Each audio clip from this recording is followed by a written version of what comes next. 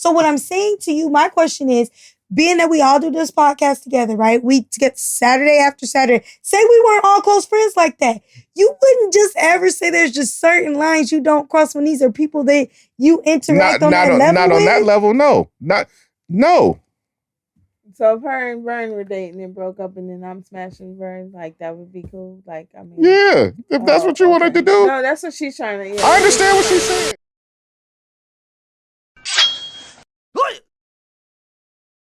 Boom, hey. The big reeds, getting on, turn that back. I'm feeling, you and me, baby.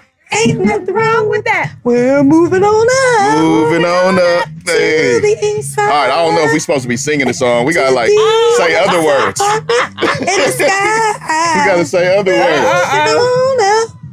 Hey. To the east side. She gonna keep singing. She gonna sing the whole song. We finally got a piece of pie. She did the pose. Right, she should did. You can't sing that song without the poses. Do pose. And you gotta move. Yeah, If I wasn't sitting down, I'd probably bust the George Jefferson, You George Jefferson? You know, that dance me, Every Friday. Oh, no, you know whose dance I do on Fridays? That's your get off work dance? Nah, you know who my get off work vibe is? What?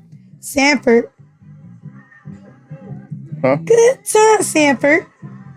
Sanford and Son? Yeah, because he got that dance where he be, No? You gotta, No, you don't like that groove?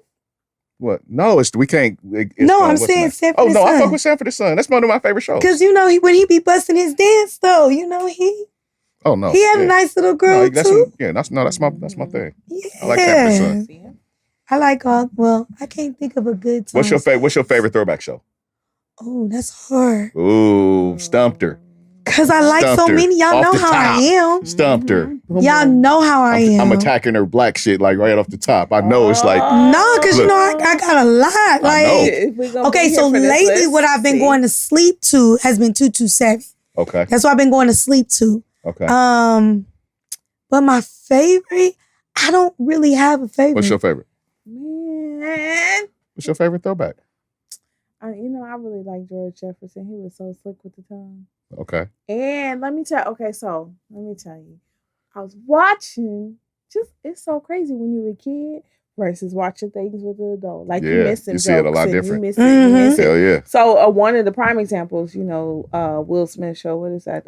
Fresh Prince? Yeah, Fresh Prince. Right. Like, them jokes he was throwing out were very not, like, I didn't catch him as a kid, but No? he was like, whoa, hubba, hubba, hubba. Everything was But innuendo. Yes, I didn't get that till Hey, Fresh Prince, he was taking them down. Right.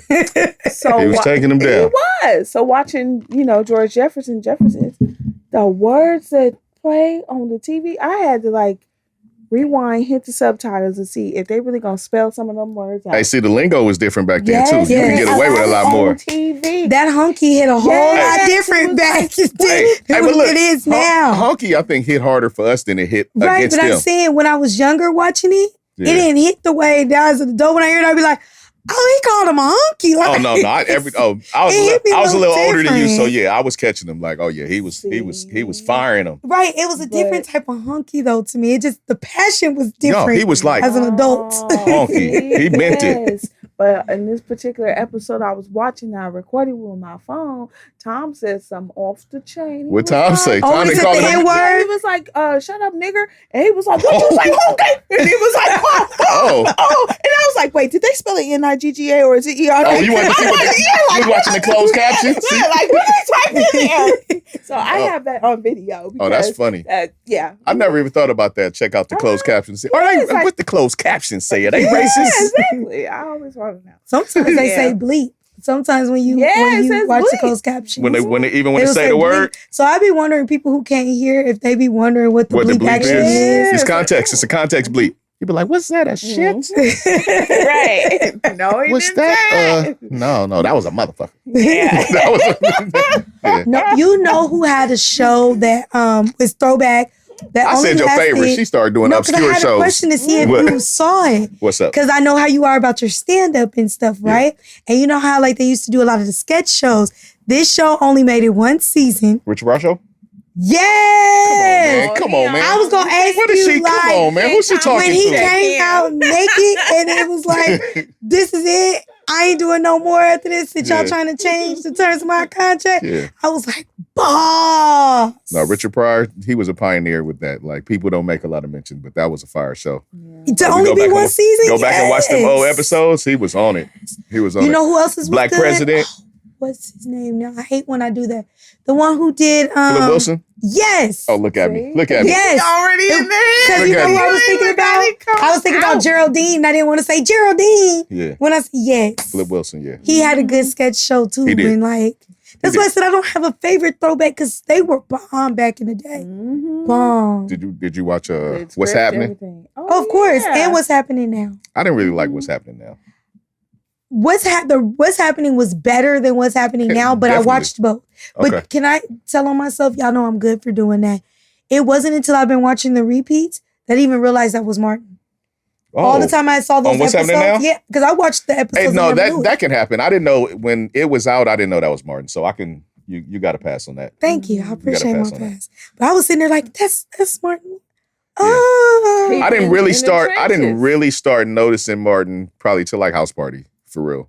Me, like till about House Party.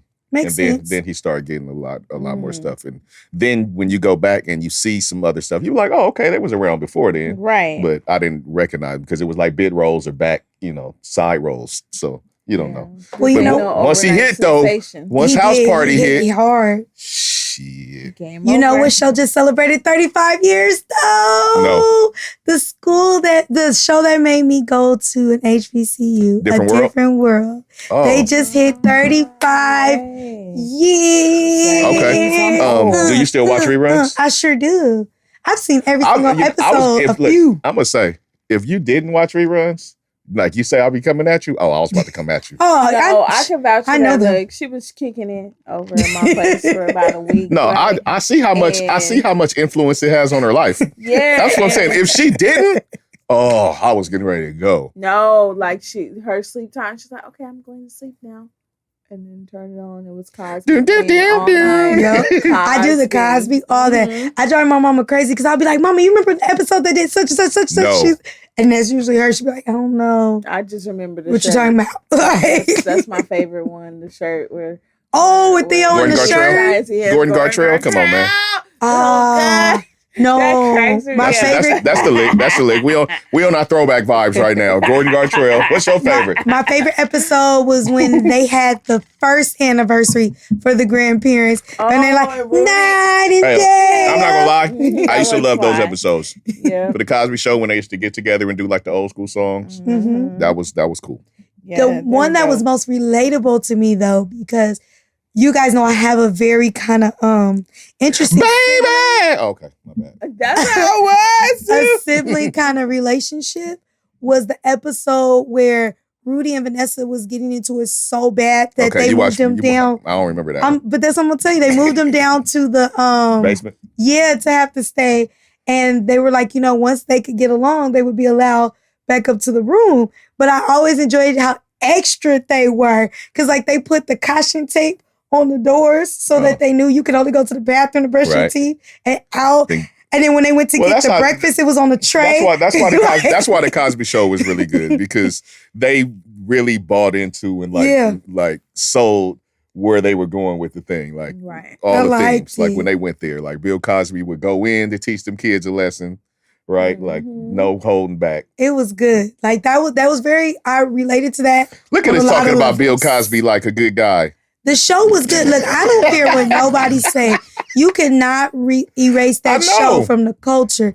People have tried. You haven't, but I'm saying people have tried. Because remember, they took down all the reruns. They was taking off a different world. And I'm like, you can take them off all you want to. It changes nothing of what it's done to the culture. I appreciate art for art because there's not just one, especially something like that. There's not just one individual involved, right? Exactly. I mean, he was the catalyst, right, and the brain and the money and the star, right, and the reason why they had the show and all of that. Right. But it was a lot of other people who contributed to make that what it was. And right? then you have to think like this, like I don't know.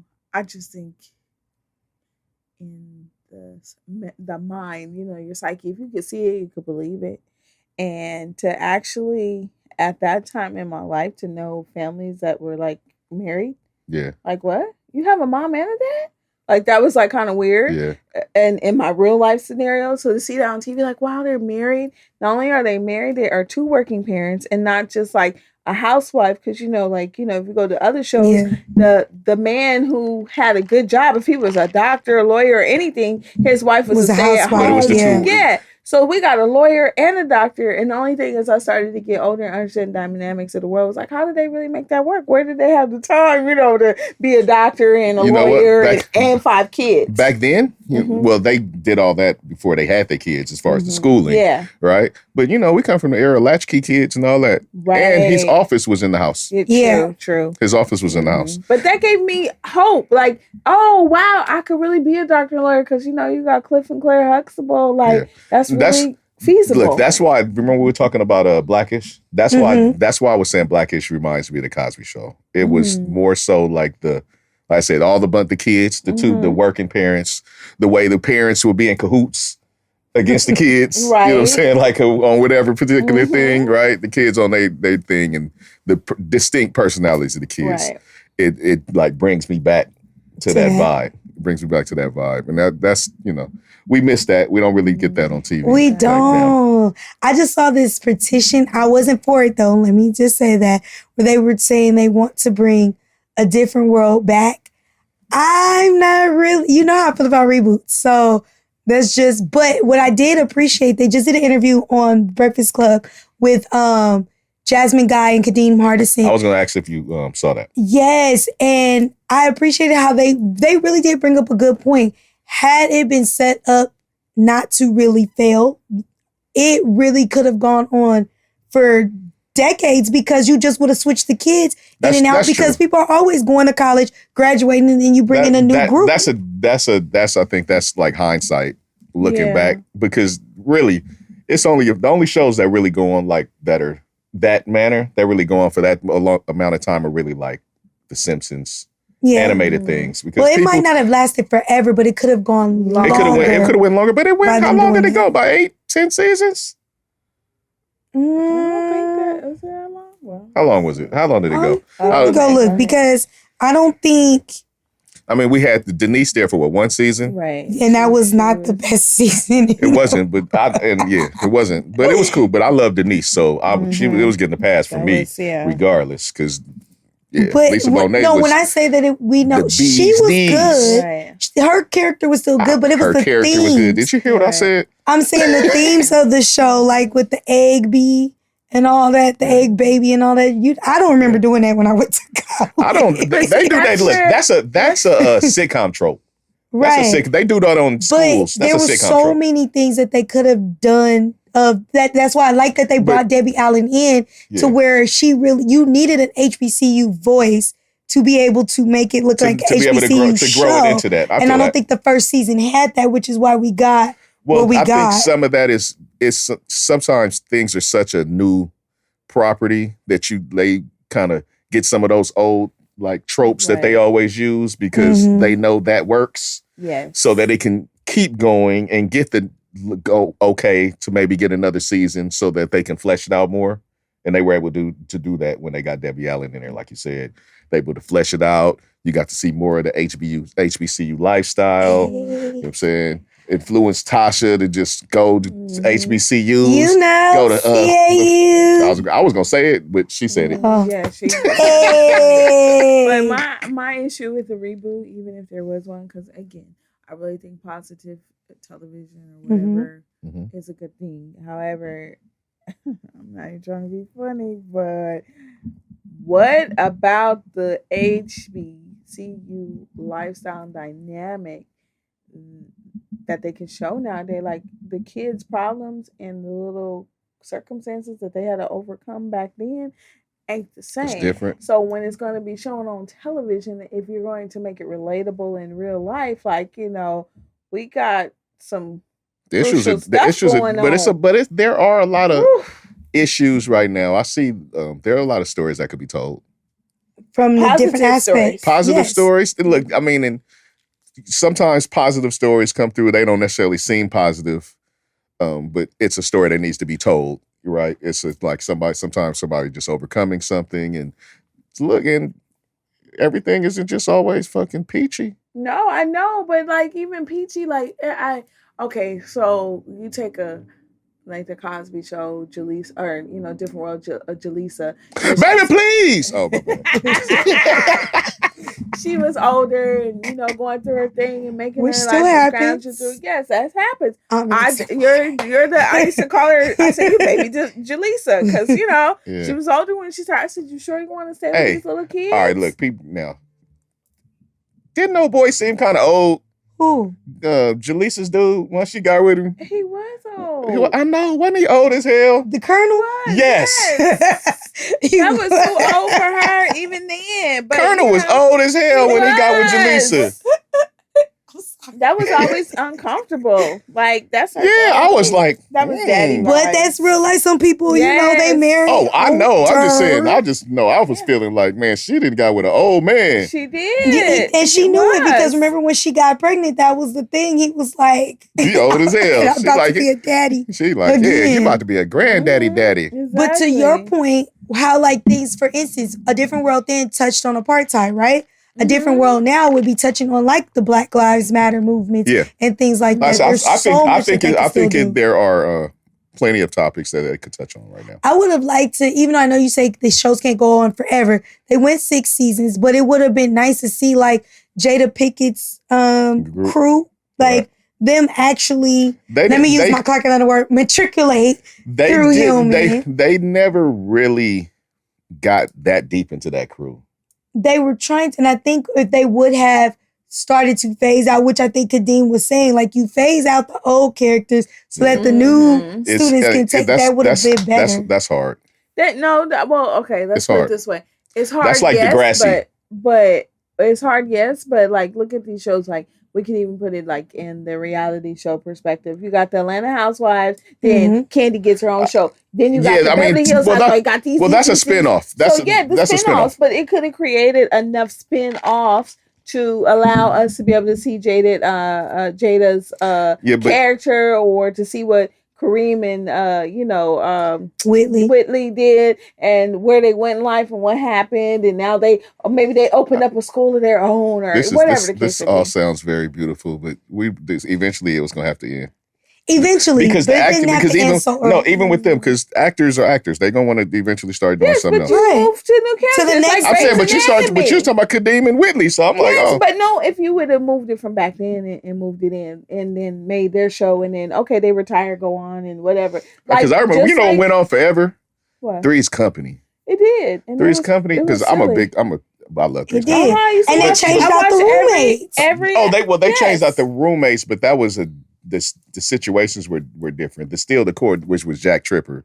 Jack Tripper stayed. But I'm saying that he got different roommates, and so that's what I'm saying. Even if you would have kept like Kadeem as actual perfect, like they didn't really play into often about him actually being a professor and working at the school the way they had done, like the Colonel. And stuff. I'm not fighting you. I mean, I'm not like I would have said, turn the show off. No, I'm just saying I think it could have. It could have really worked.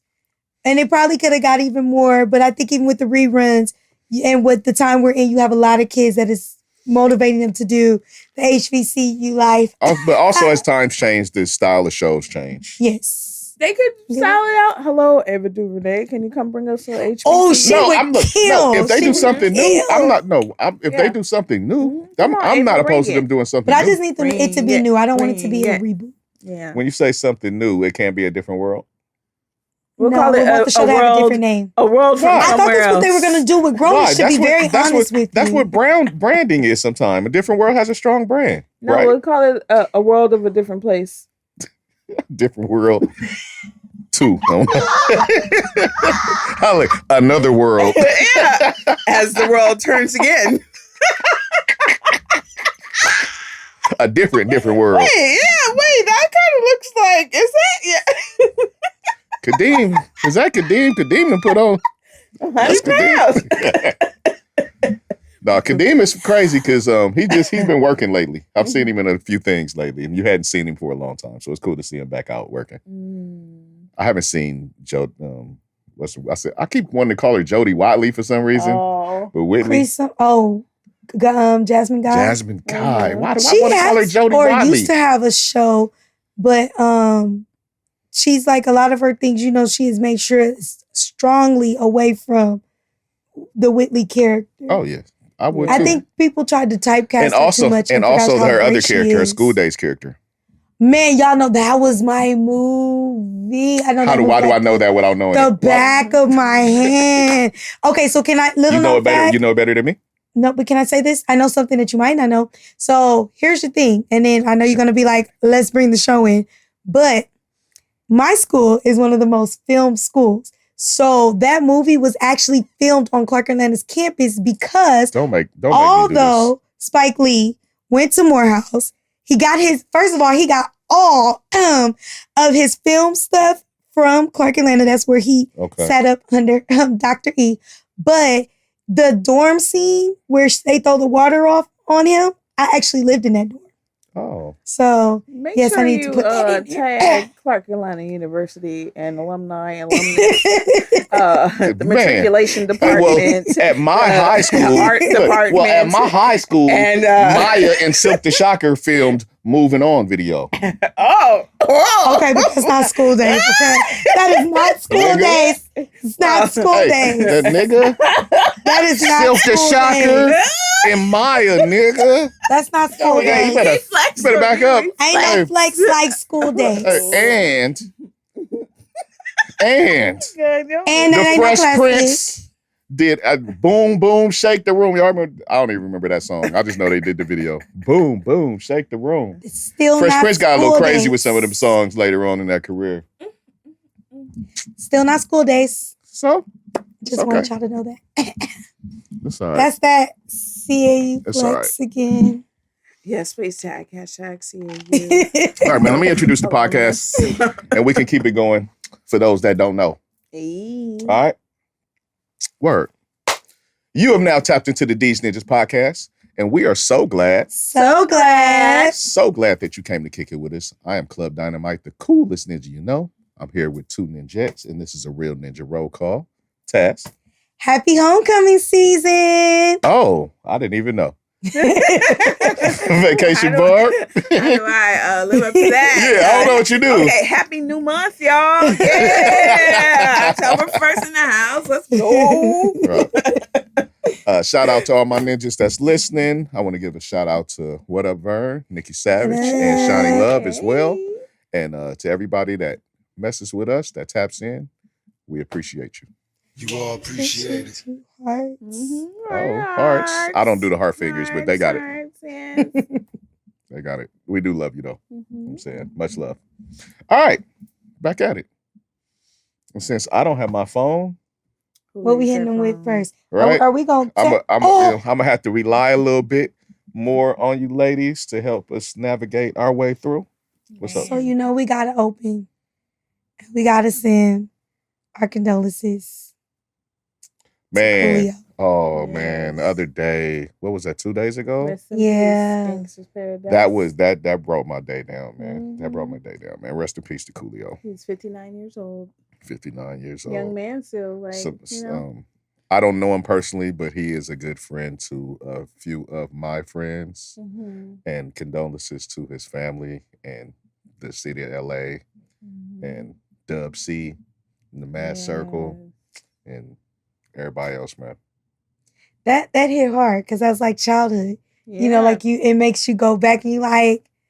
So what happened was I was home and I just happened to see it come across the TV. I was actually getting up to go into another room before it happened. So it was like when I saw it, I was like, "Oh my God, Mom!" And she was like, "What?" She's like, "What's going on?" I'm like, "Coolio died." Like that hit me, and she was like, "I know," and I'm like.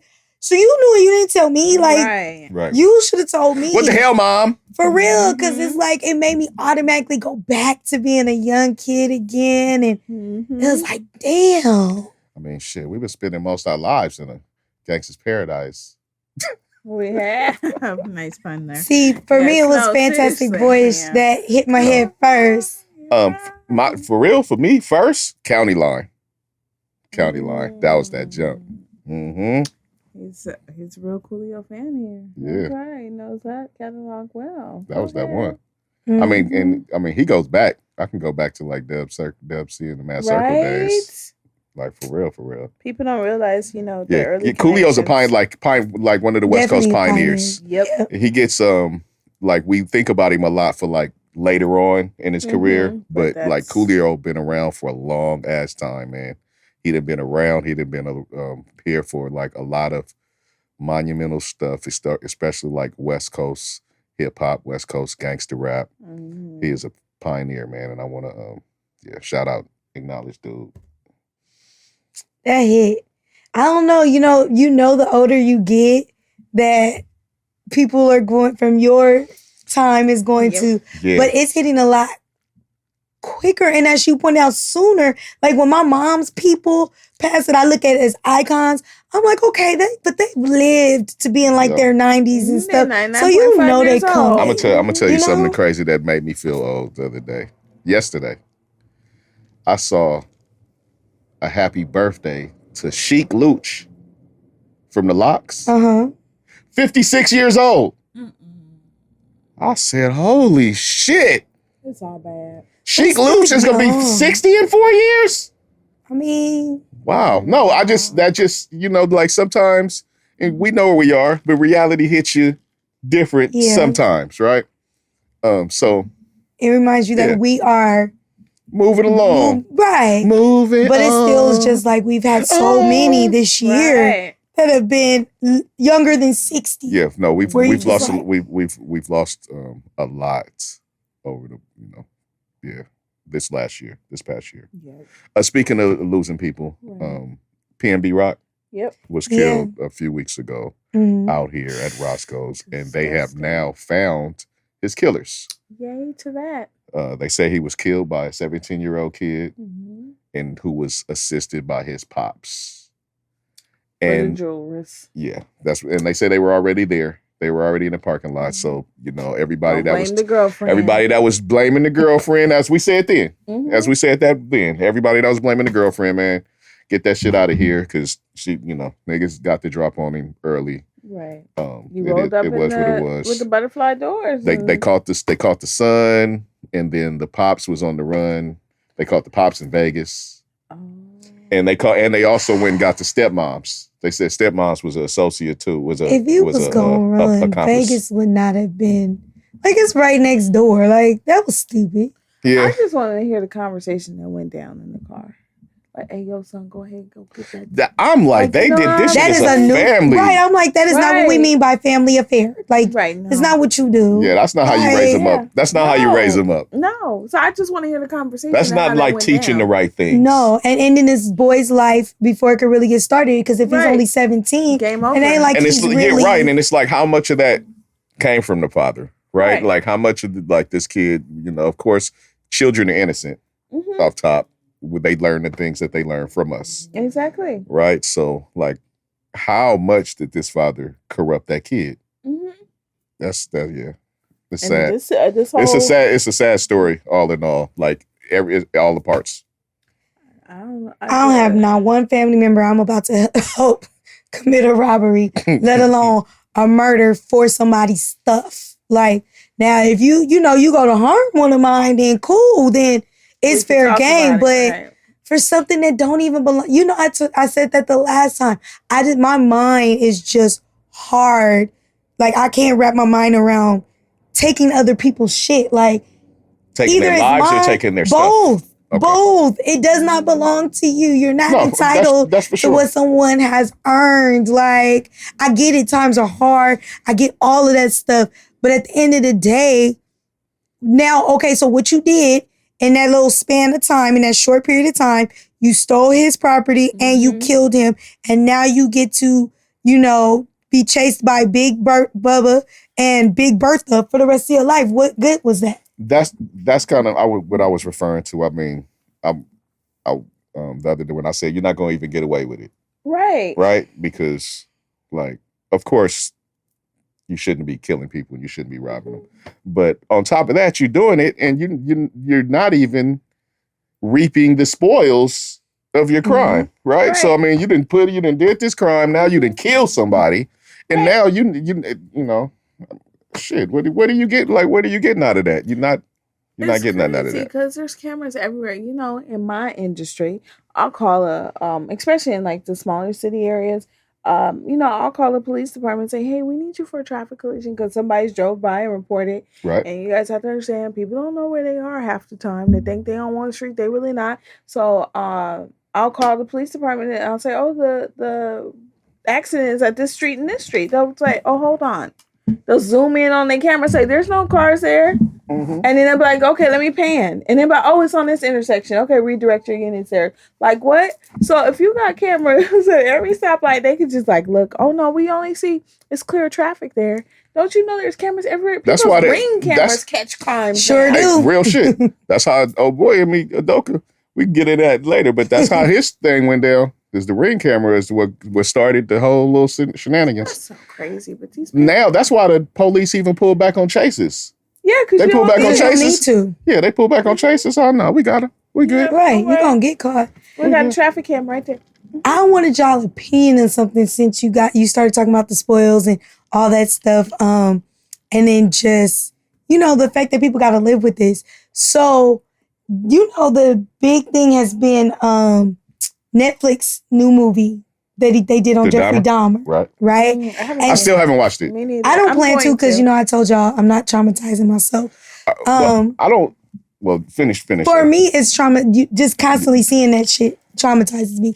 But what I was seeing since we had the talk, and I know Shani said she had saw it, was the victims' families have come out saying they feel like they've been re-victimized because they don't have to get permission from the families to tell these stories since they're considered public knowledge. Right. So I just wanted y'all opinions on that because there was a comment that I saw where someone was like, well, y'all don't get mad about other documentaries, but we just knew that person was stupid because we're like, all documentaries aren't the same.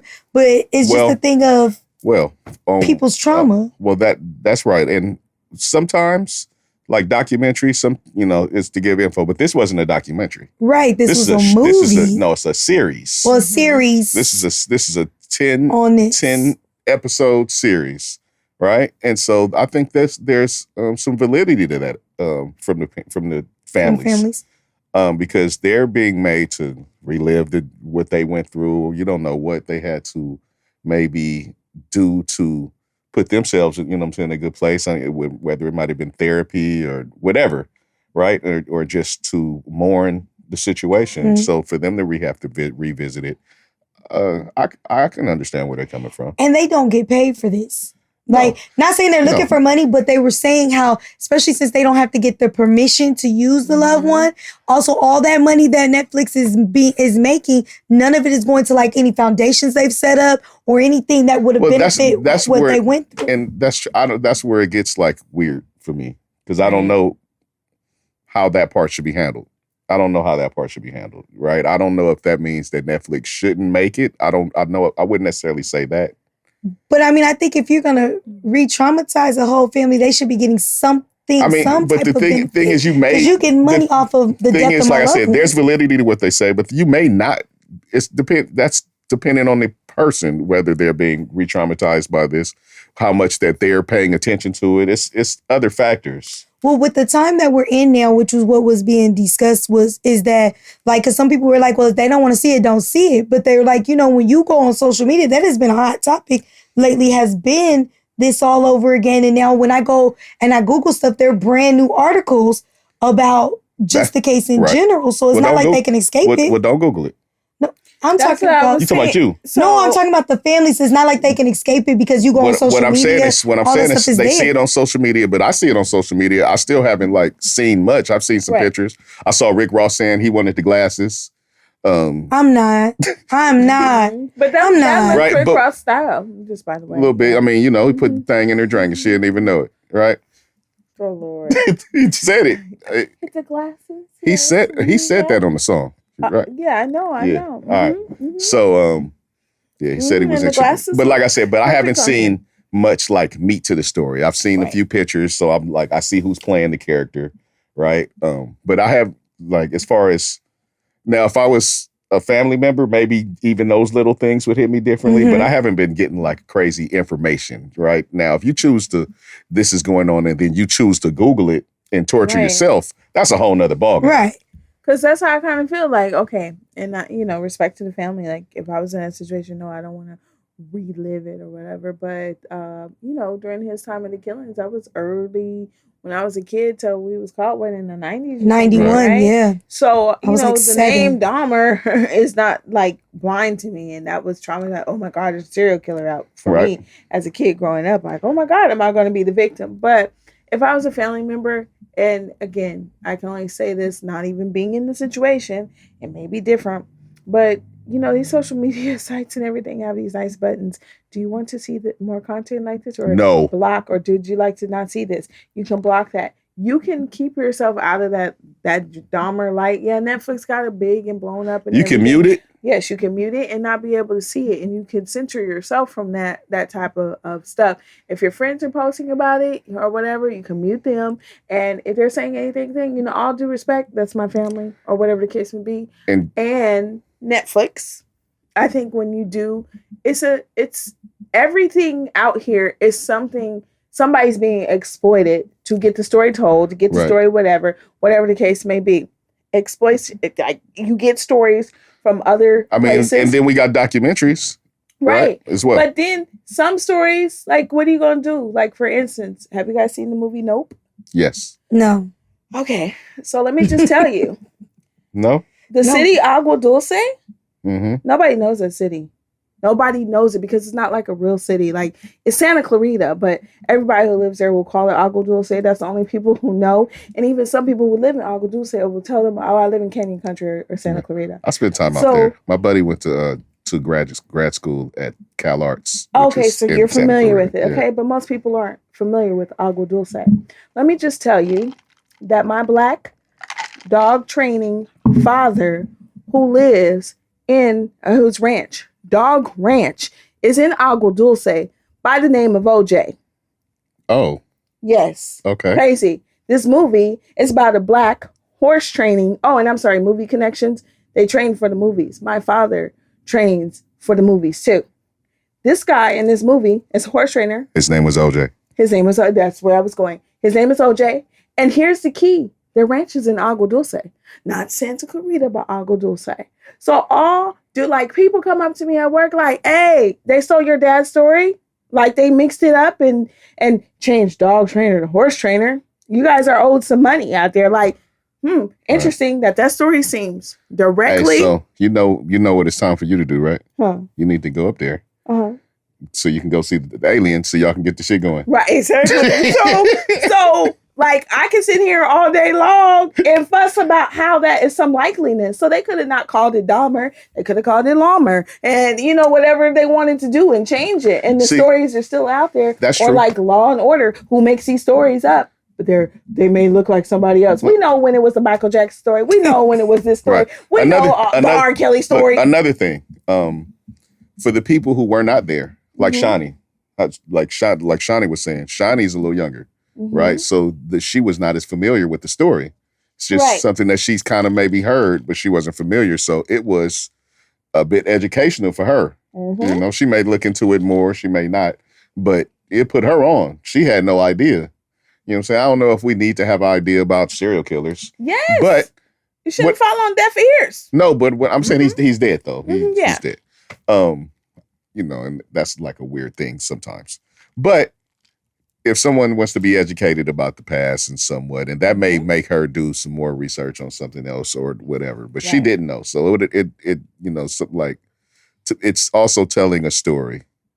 It's weird. It's a weird juxtaposition. Like, do we tell this story? Do we not? Or do we offend these people? Are we offending these people? Because they may not be offended. Right, and that's what I'm saying, dude. I don't know necessarily when they do stories like these, if they it's not like they're asking you how you would feel about, your loved one being depicted this way, being included. Like, they're not. It's almost like I don't care. Like, this is a story I want to tell. This is how I want to tell it of this person. And then again, for me, I know everything is not about money, but you're also making money off of these people's pain with no, it ain't like they're saying, well, we'll give you more money for your therapy. Right. That might need to be, because you never know how much people push shit down to keep life going. But when we're saying that, I mean, it's when we talk about like movies like World War II movies, there's plenty of victims. There's plenty of, like that, it's a weird line, like to toe, like where to where you. But your weird line there. Okay, so the World War II and World War Vietnam, victims, all of that. That's thousands and millions, offsprings. And when you do those, there's thousands of people that have been involved in this. But as far as immediate impact and family, the Dahmer people are only those, how many ever victims he had in total, those families and extended or whatever the case may be. And I think when you have something on that small of a caliber of people being affected, and yes, it's a lot of people in the big picture, but when I'm saying in comparison to World War II and I and all that, I think there's some kind of, again, but people don't have these things called moral obligations that you should feel like, you know what? The story is of your family, and we're going to make a donation in the name of the family. Or even let you know, because the sister said she didn't even find out it was a movie until I wouldn't be opposed to that. I wouldn't be opposed. I mean, I'm not fighting that. Like I said, it's just or even just letting them know, because I'm like, I would not want to be clicking on. You get on Netflix like to see what's new, and then that's the Dahmer, and it's like the fuck. But at that point, like, because when you make movies end up on Netflix in different ways. Netflix puts money out to make stuff, and then also people make productions and then they sell them to Netflix. So who should that be on? The person, when they started making the movie, to me, something should have went out to those families to just let them know there's a movie in the works. So whether it came on Netflix, Hulu, or whatever. What if it never come on nothing? But still, you would still know that there's something out there. I'm just devil's advocate. Once that movie, that deal is inked, and okay, the production is going to be put out May 19th on Netflix. So maybe like at the point, like this is done and it's going to be released. Yeah, because I wouldn't want to see that on no big old thing. Like I said, you surfing. You're like, let me see what the new movies are. Dahmer. It's like the fuck, wait a minute, what? Because you never, like how you said with the name, certain things bring, when people say Dahmer, I think of eating people. Like that's what it breeds me. So I couldn't imagine that being my love. It gets deeper because he was just like, oh yeah. So I will say, because you brought up Shawnee going to look up stuff. Again, I told you I will not watch it. It just so happened though, kept seeing tweets about the neighbor who I guess had been reporting him. Yeah, that's what she was saying. And they were saying that but I'm saying it made me go look up the police story, because they kept saying the police could have stopped it. The police could have stopped it. So I was like, I wonder what they were talking about. And they kept talking about the one victim in particular, where it ended up dragging me to another victim. And then how they were saying, they started breaking down basically how the police had took the little boy back to the house just off his word. And I haven't watched it, so I want to watch it. So don't tell me the story. Well, but the thing was, it made me go look at what happened to the police, right?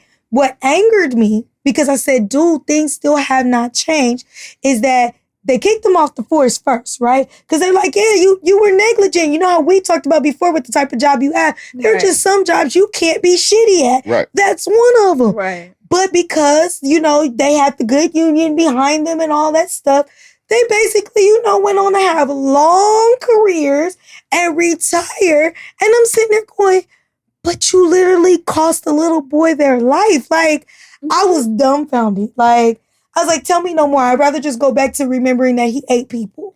And there's this one show that I used to watch, and I saved this particular show because I like to be people to see it when they come over sometimes, and we can like, watch this, because it's just mind blowing to me. Because so typically serial killers go for a certain type of person, and usually black women don't fall into that, unless it's the sleepy grimer guy or whatever, right? But typically black women don't fall into that lovely serial killer victim. So anyways, somewhere Midwest, Chicago, somewhere around there was this lady. She was a prostitute. She got picked up by this man. Long story short, I remember the guy's name was Gary. She got put in the basement with all these other black girls. That was just really weird. So Gary accidentally killed one of the girls because he had her tied up and she wasn't listening. So he beat her, and then she fell over and died. So Gary decided to boil her body to eat it. So the neighbor was like, Gary, what is that? So they called the police because it's a smell. So Gary tells the police that knocked at his door, oh, I was just cooking like in a burn. Okay, so now this is what annoys me, just in police detective. That's the kind of stuff they were saying about Dahmer. Right. How do you not be like, you know what? Burnt roast don't smell like that. Maybe you've never smelled a dead body in your police career. But you know what? I'm going to go check by that house a few more times to see what... I mean, I think I would. Again, I'm not a police officer and I don't know. But how do you let these complaints... But are you a police officer or are you a detective? But even as a police officer, you should have some kind of inkling of, let me figure something out. He had been called. They're not out there just trying to solve crimes like that. No, right? But if you get that type of call, that's my issue. How are you? This is your. I vow to protect and serve, but then I miss out on being this much investigative to protect and serve. And so, anyways, how she got caught in the end, she had to go help bury the bodies and sign this thing that she says, yeah, I did this with him or whatever. And, you know, a lot of people that ask, like, why didn't you run when he let you free a couple of times to go outside to call your family? Right. And she's like, I couldn't because those other women were in the basement and I had to be good for them. So, anyways, how he got caught, she's like, Gary, I got to call my family. I've been missing for 4 months and they're going to be worried for me. So she goes to the payphone. She's really calling the police and the police pull up.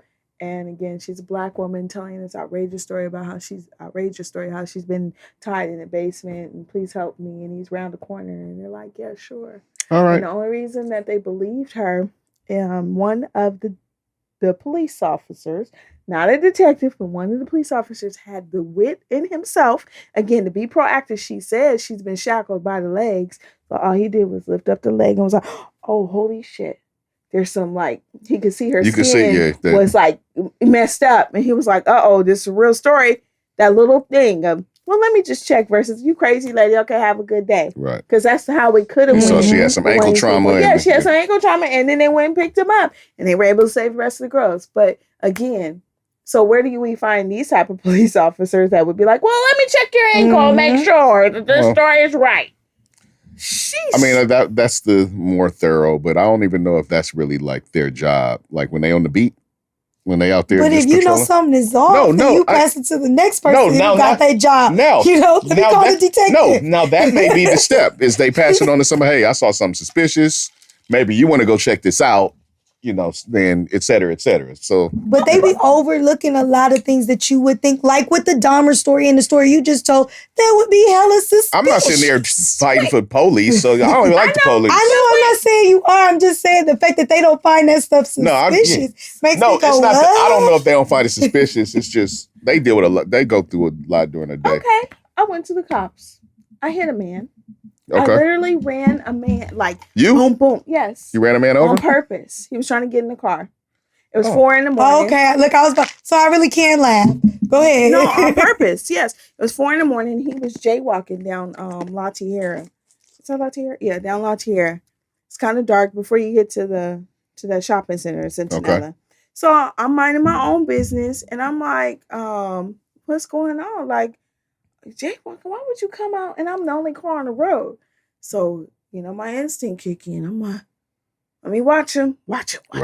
I watch him. And here he comes. Too much. He's doing too much. He's trying to get in the car. He go grab the car door. Whatever reason, my car door was unlocked and I hit the locks. So he runs in front of the car. Now I can't go forward. Well, so buddy, I don't know if you got a gun or nothing. You got to get out the way, dog. Right. So I'm in a stick at this point. You know, now I'm freaking out like, no. I'm honking and he's just standing there like, So I try to go around him. He jumps in front of the car. Bye, I try to bro. go around him. He jumps in front of the car. Boom. I hit him. I see him in the rear view. Now, this is how I don't understand when people... I hit him. Right, I did. Saw him in the rear view. Right. So this is what I don't understand, how people, when they act, you know, they're driving and accidentally do a hit and run and then like, oh my God, I hit the person, they keep driving. Yeah. So here's my ass. I call the police. They tell me, oh, well, where are you at? So I did Centinela, La Cienega, all that right there where those is. Since I work in the industry now, I understand the actual implications of whose side is what, Inglewood PD versus LAPD versus CHP. Okay, I get that now. But then I didn't. They were like, oh, we don't handle that. So I drive my ass finally. Figured out I'm in Inglewood. No, I'm not. I'm in this street. I'm all right. So I drive to the police station. And hitting one street will make a difference. Right. Every time. Yeah. Now I totally understand. So I drive all the way to like the Pacific Division because that's who handles it. Right. I walk in there in tears. I hit a man and he's in the street. And I mean, I didn't hit him hard, but I knew I hit him hard enough. I don't know how hard you hit him hard enough to get him out the way. Right. So, but I know he's not dead. Your car weighs a few thousand pounds. Yeah. But he's probably pretty hurt. Please, I didn't want to go back because I was scared. And they're like, okay, well, what crime was being committed? I said, huh? Like, wait, what you mean? The man's probably laying in the street crawling and he needs help. Please, go. Right. They were like, well, did he try to commit a crime? I'm like, what do you mean? They were like, well, was he trying to carjack you? I don't know. Was he trying to rob you? I don't know. Was he trying to rape you? I don't know. I did not sit there and ask him, hello, sir, what are you trying to do in my car at 4 a.m. and I'm the only woman out on the street? Did you tell him he tried to get in your car? I told them that. I said, okay. He came to the door. They still want to know what crime was committed because grabbing at the door is not a crime. Right. I said, what the hell? So I was like, okay, well, here's my number. Like, what do you want? If he calls 911 and says, this crazy lady in this red car ran me over, then it's his story against mine. I'm here telling you what I did. And they're like, okay, well, the detective gets in at 6:30 if you want. Hey. All right. I'm out. They was about to investigate your ass. But it said that they wanted to wait. They thought she should wait to determine whether he was trying to carjack her, rape her, or whatever before deciding to run him over. No. Like, you should have found out what his crime was. Like, it's like weird, but I get where they're coming from, sorta. But I understand where you were coming from too. Get on, you get out the way. It's either me or you. Somebody to check to see if the man is still in the street. So they didn't even send nobody. Nobody. Can you go check and see if the man is still in the street? They didn't ever hit nobody like, hey, just in the center unit to. Yeah, no. That's what I'm saying. Can you just go see if the man is at the Chuck E. Cheese? Maybe they text somebody. They text them. They're like, hey, go look. It's a nigga over off Cinderella and Lottie here. It's this crazy girl in here says she hit him.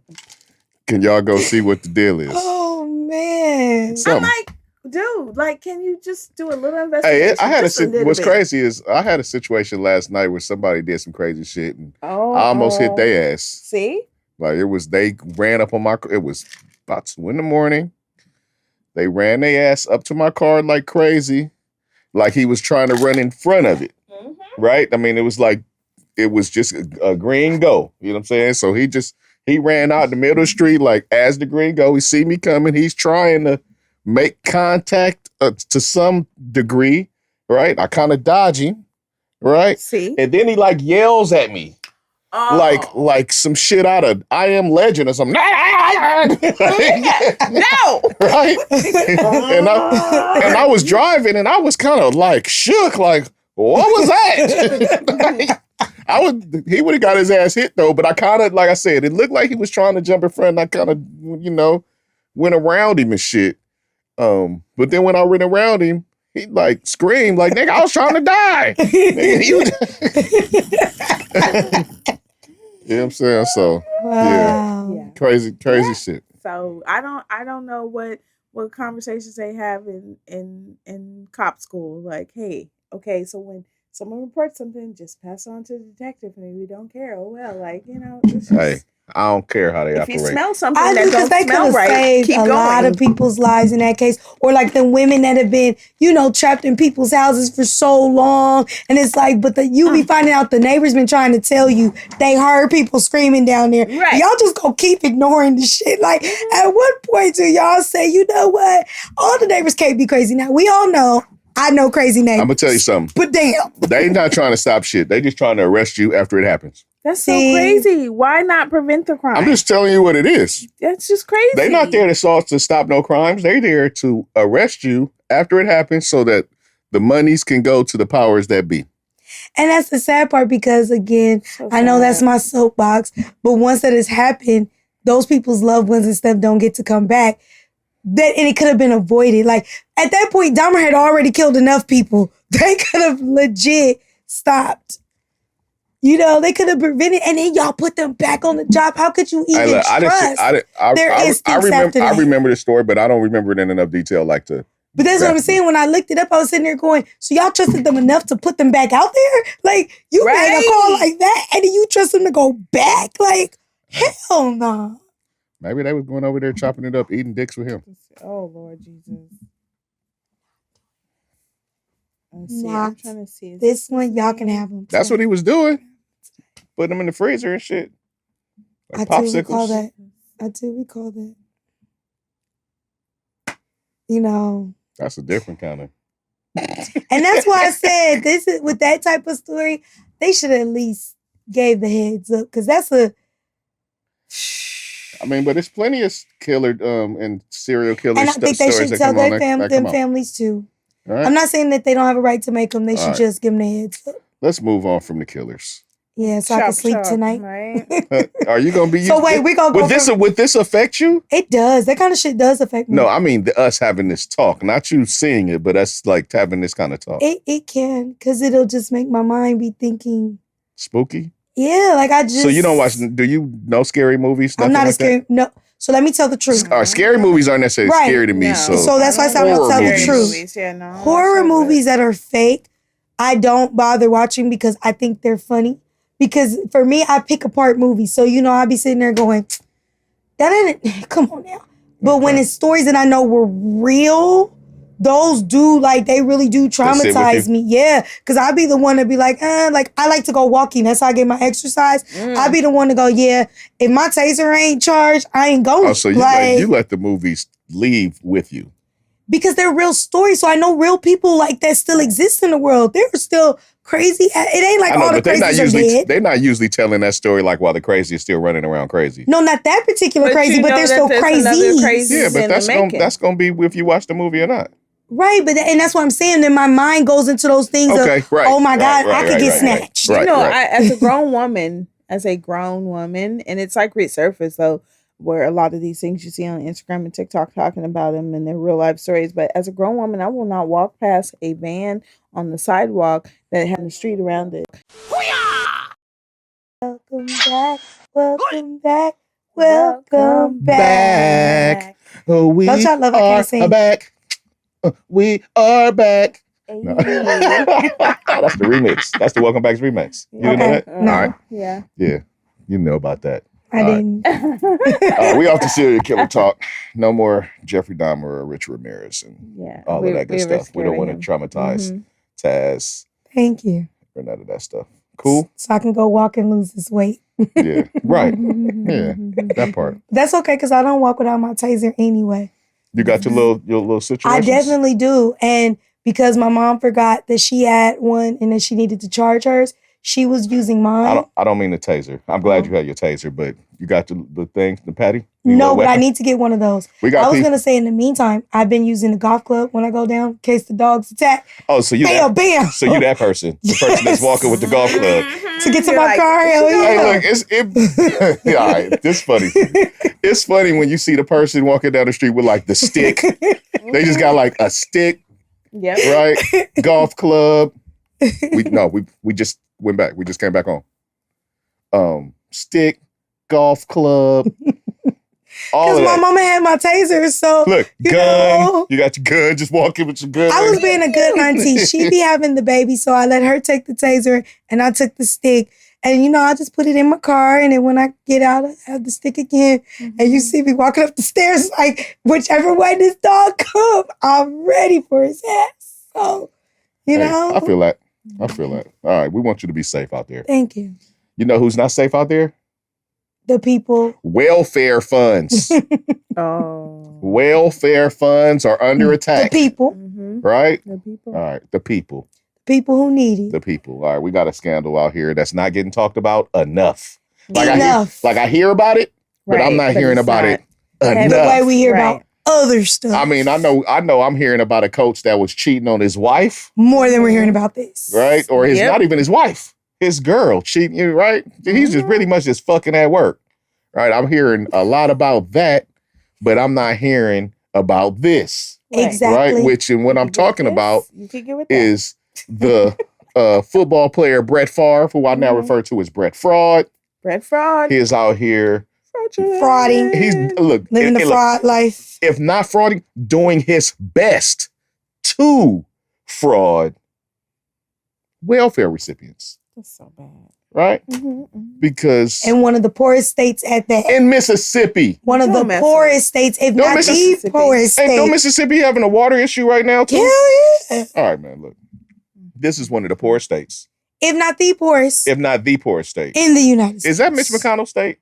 No, his That's is Kentucky. Okay. But they got a piss poorest senator too. All right, but we don't want to get on that. All right, so Brett Favre is out here, and what's going on is he has a non-profit organization, right? A charity. And what he is doing with his charity is like some scandalous shit. He is all right, let me tell the whole shit.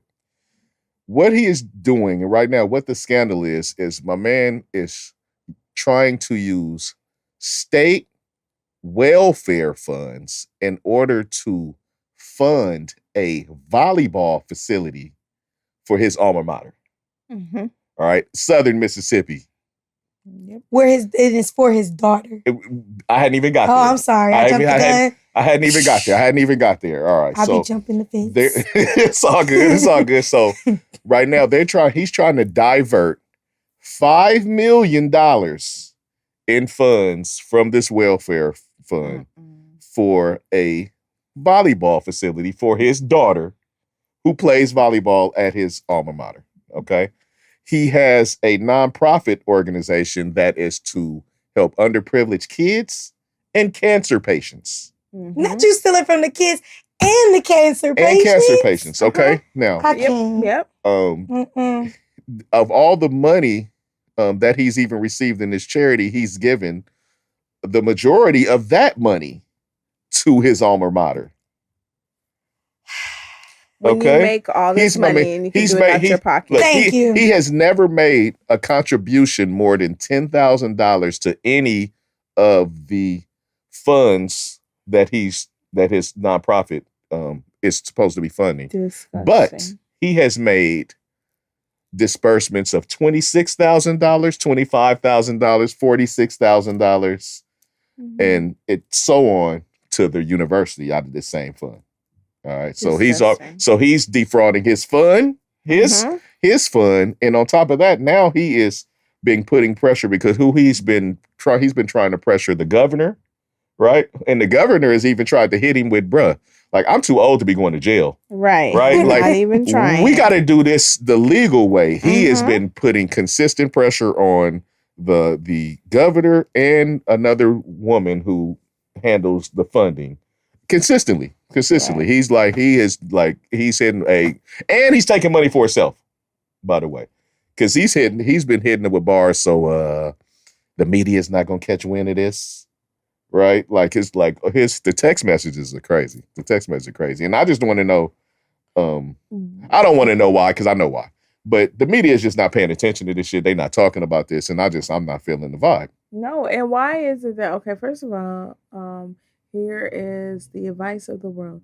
Why would you do anything with a cell phone in 2022? Okay, if you're trying to kill somebody. Hey, Barb, look, if you're going to do your shit. Please, use pen and paper and then burn it. Come on, let's be real about this. That annoys me. Stupid criminals, period. But yeah, okay. That's number one thing. You're real stupid about this. For me, it still goes back to, and don't hit me with the we know why, because I know we know why. I just find it so interesting on my soapbox, right? For a girl who doesn't even really like football like that. This is it. This is your moment. This is your moment. We care more about Mike Vick and his dog. This was like a nonstop news story, right? When he wasn't even there, right? Okay, so we care more about that than the harm that's being done to actual people when you are defrauding things like the welfare system. They love animals more than people. Always. But this was the same thing we talked about when it came to the disbursements that were done during COVID with the businesses. You gave all these people who had money, all this money, and then when the small business owners really needed it, it was like, oh, we ain't got no more. And then they did a hush story. They didn't want to really pump up the fact that all these big people got it. They're like, well, did you expect them to pay out of their pocket? To Barb's point, if you got it, you got it. He didn't need to defraud them for that. You want your daughter to have a volleyball court, then buy your ass a volleyball court. Hey, put your name on the shit and call it a day. Brett Favre has made, I mean, now, I don't know what he's done with his money. So, you know what I'm saying? And I'm not going to count your pockets when you're doing this. No, what I'm saying is, what I do know is the man has made over $170 million playing football alone. Right. And how, like, his football career was very long. He had a long ass, way longer than it should have been. Exactly. He should have retired a long time ago. So out of $170 million, you mean to tell me you can't even trickle interest to make that $5 million? And then they get to write it off. He could have did it and wrote it off. This man pushes cop. We count it. Let's the man count it. He pushes the copper. Little shit, you know the shit, the copper shit. I won't buy another one. I just bought one. I won't buy another one. Right? Oh, you for your situation. Yeah, but I won't buy another one. Wrangler jeans. Yep. He's the Wrangler jean man. Right? What else he got? He got another. Some other shit. Yeah. I'm saying and he get paid to speak because of his name. What I'm saying is he got him. He got a Sirius satellite radio show, which they didn't shut down since this has been going on, of course. Right? He got a Sirius radio show, which I'm sure is what ain't cheap. Right, and for him to be doing this shit is just nothing but scandalous. But this is what he is. He's a fucking he supports the orange dude. You know what I'm saying? He's the buddy of the orange dude. You could have called the orange and asked him to make a donation. Thank you. How about when you're he ain't got no money, but when you're in that type of realm? This is what I will never get and understand. Just like somebody else who got a prominent, nice change from the county of Los Angeles for her pictures, right? So there's a lot of money behind that, right? And you donated to your own foundation. Like foundations like that, where there's NBA, NFL, they will never go broke. If you had to go to all your NFL buddies and be like, hey, past and present, right? Hey, my daughter's school needs this. They could have all donated $5,000 or $10,000 and wrote it off on their taxes. He could have took $5 million out of his pocket and wrote it off on his taxes. In his purse. He probably carried a purse with $5 million. But that he could have wrote off on his taxes. Yeah, this is just him showing his face. It's him showing his face. He didn't always give little signs of who he was. Yes. We didn't see look, when you take the Wrangler ad, I'm sorry, you already let me know who you are when you take the Wrangler endorsement. Right? But he's been letting us know, like, since he's he's held in high esteem as far as NFL, like what he did. Right? And that's why they should be dragging his ass. And some of that shit is overrated. But even in saying that, he's been showing who he is a bit, like since he's retired. Especially with the orange dude. Since he's retired, there's been a few times where he's gone out of his way to say some dumb shit about something that somebody was doing. He's one of those. When the athletes was trying to speak out against certain things, he was on that old shut up and play type shit. Right. I don't think athletes should be dealing with this kind of stuff. While you're talking about the same subject. Like y'all don't have like y'all don't have a gang of free time when y'all not playing your sport or practicing. When you practice 3 hours a day. You play football, you play once a week. All right. So you got a lot of time to do whatever, to care about whatever. So that argument is trash. And football seasons is short. That argument is trash. I don't care. That argument is trash because those people have more free time than most.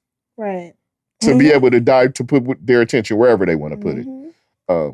This is just some bullshit. I hope something happens as a result of this. I know the FBI is investigating it. Good, as they should be. And there's already a woman who's pled guilty, and because this whole scandal, he is like a $77 million scandal, right? There's people has gone down. There's people that's pled guilty already. Okay, we already know. So I'm sure something is coming down the pipeline but I just don't like the way nobody's talking about it. Right, and that's what I'm saying. The media needs to be doing a better job of that, because if you could make for cycles, and that means more than one cycle. Colin Kaepernick was like the biggest, oh my God, I can't believe you And what he did not affect anybody's pockets. None That's true. of that. Hey, that's true, but a lot of that was Trump pushing it. Right, but I'm just saying, but the media, and that includes those who are not on Trump's side, that includes sports channels and stuff. For sure. That was like the lead story. This shit should have been the lead story. They running from this shit. And that's what I'm saying. I'm a avid sports fan. All right, my TV. I got more than one TV going in the house at all times, and one of them is always on some sports ticker. If I'm not watching a game, I got the damn bullshit opinion stories on. It's going on, so like they got plenty of time to talk about it. They don't do nothing but talk about shit all day. The same. They stuff. regurgitate stories every day. Figure out different ways to talk about the same shit. Right? They figure out a way to talk about the goddamn Dallas Cowboys every day. Right? What the fuck? What the fuck? People be mad about Stephen A. Smith, but Stephen A. Smith tried to say something about this. Right? And it's been a couple. Shannon Sharp said something, right? But on a whole, they've been ducking this shit. And that's the part that's not right. They ducking this. And I know it's probably because they don't want to say scandalous about their precious Brett Favre, but fuck Brett Favre. Especially when Brett Favre, or as you said, Brett Fraud is out here fucking over people. Like the cancer patients. Right, and children. Yeah, the kids. Fuck that dude. I don't even like look. Before he did this, I don't even like the way he did the niggas in the NFL. He was just staying around like, nigga, get out of here. I'm gonna retire this year. He was bullshit. Man, fuck this dude. All right, I want to get off this dude because I see the steam rising. Yeah, man. Because I don't like the way he's moving. I don't like the way he's moving. I don't like the way he's moving. That's that simple. Well, I know a move you might like. What? California. We keep making moves. And now they're making it mandatory to put that salary range out there. When you put those little things out there to say, we hiring. I'm happy about that. Because it is annoying to read about you're looking for the qualifications. That's the job listings. Yeah, right? And then you got to turn around and you got to go, but how much does it pay? So you want me to go through all of this to apply and everything to then find out. Hey, to get an interview and you sitting there trying to, so.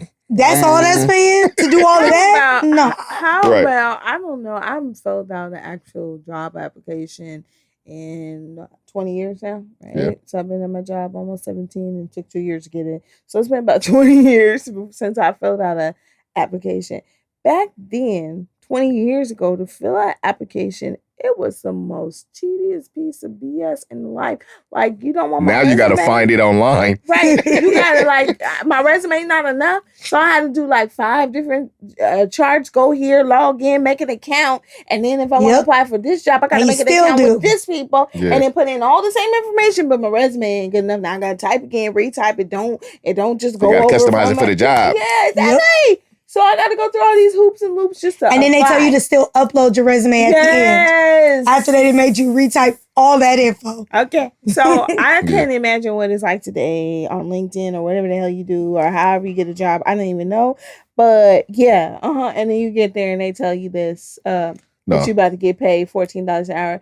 Well, I could go work at the Del Taco for $25 and walk in there and give them a handwritten application. Would you like fries with that? Oh, okay. Real you want to go big or go home? Real. Which one? Real want the bigger taco? Well, so they did this. It's good. It's about time. Yes. They needed to do this.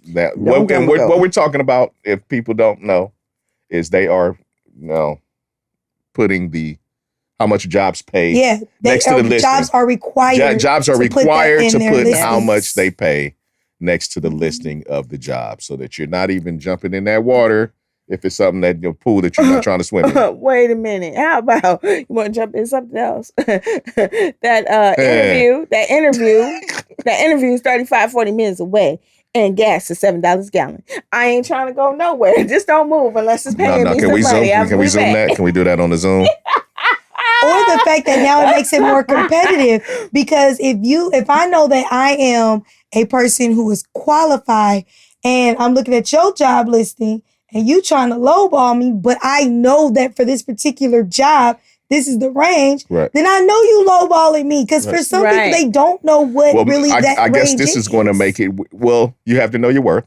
Right. But I guess this is going to make it where they may not try to do that as much because it's out there off top. Exactly. And so you can look and they know they're just not going to get the applicants, or they know they're going to get the applicants that don't think that they're qualified and will, applying over their head. And then another thing, I mean, I learned this as growing up or whatever. So her and I might go to the same job interview, and we may have the same, but not for the same. Right. She may ticket. be a negotiator. She may be a negotiator, and she's able to negotiate. I'm not the negotiator. I'm the one neither. I need a job. How much do you pay? Thank you. Okay, yeah, I need. Right. She might be the one to counteract and be like, oh, you want to pay me $17.50? Okay. Well, did you realize that I did manage this many people? Okay. All right. So, are there any other perks that you can give That's me? knowing your worth. Yeah. But I am not gonna be that person. Well, I need a job. Okay. What you paying me? Okay. You get raises sometimes. Okay. Cool. And I just take what it is. Like, and now we work together. She getting paid $25, and I get paid $20. Like, wait, what? Like, no. Yeah, I think that'll help with the making the pay more equal across the board. But can I say this? While we're on jobs, I do think it's something to being able to negotiate your shit. Yeah. Though. But go ahead. Yes, I have a strong pet peeve about looking for jobs nowadays. What's that? It's the fact that I find them so unrealistic. And this is what I mean by that. So you go to school, and let's say you go to college to, get a degree in a specific They lied field, to you. right? They lied. You trying to work your way up from the bottom, right? Like you can say, I started here, I did this, but then you go apply for this job knowing that you got all this skill and things that you've done. And they tell you, but we need 20 years experience. And you like, my nigga, I'm only 25. Like, right. 20 years ago, I was 5 in kindergarten. We want 45-year-olds. Right, like, Exactly. but then they don't want older people because then, but I'm saying to your point, then they'll turn around and they'll discriminate against older people because they're like, they're too old for that. So what do you want? Because they want you to work for free. Right, but see, they won't even give you that sometimes. No, not with them. Not with them. They want you to go somewhere else and work for free and then come back and work for them after you didn't work for free for somebody else. Right, but that's what I'm saying. Even with internships, sometimes they're not even really looking at that nowadays as a thing. They're not. Like, they are not. Yes, they are trying to get out of, because even if you say, okay, I go to an internship, think about it. Most people are in college for 4 to 5 years, right? My internship is about 2 or 3, but you want 20 years. No, I get what you're saying. We're just complaining about job practices. Another thing that's going on is they are trying to charge you for your training. Oh yeah, they're going back and want you to reimburse the training. Like, no, nigga, it's supposed to be paid training. That's part of the job. But now what they're doing is they are charging you for the training, which I think is just a lot. Oh, I got y'all beat. Y'all want to hear a secret about teaching on any level? You pay for your certificate. Like, and they're not cheap. You pay for. Oh, well, there's a lot of jobs where you pay for your certifications. But the way they make you pay for them, you just like. So after I done paid all this schooling. So this is mandatory. I have to do this, and and you got to pay it out. So I was just like, when I was like, wait a minute. I thought it was a sub thing at first, right? And then the teachers were like, no, we have to pay. I was like, but I thought you getting that degree and stuff was like license enough. Like, what are we doing? That's why I said they lied. That's why I said they lied to you, because they gave us growing up. They gave you this scam. The route. You go to school, you do this school, then you go to that school, then you go to college, and then you get a good job, and it's all good from there. Wait, do they teach in school now, like, how to make an OnlyFans account? Because, I mean, that seems like the easiest way to go get paid now. I'm just saying. We be banning them phones. No, I said we be banning them phones. You know what? I can tell you, though, I am that cheap employee. That's a graduate. That's an AP class. Oh, okay. I remember working at a job, I will leave nameless.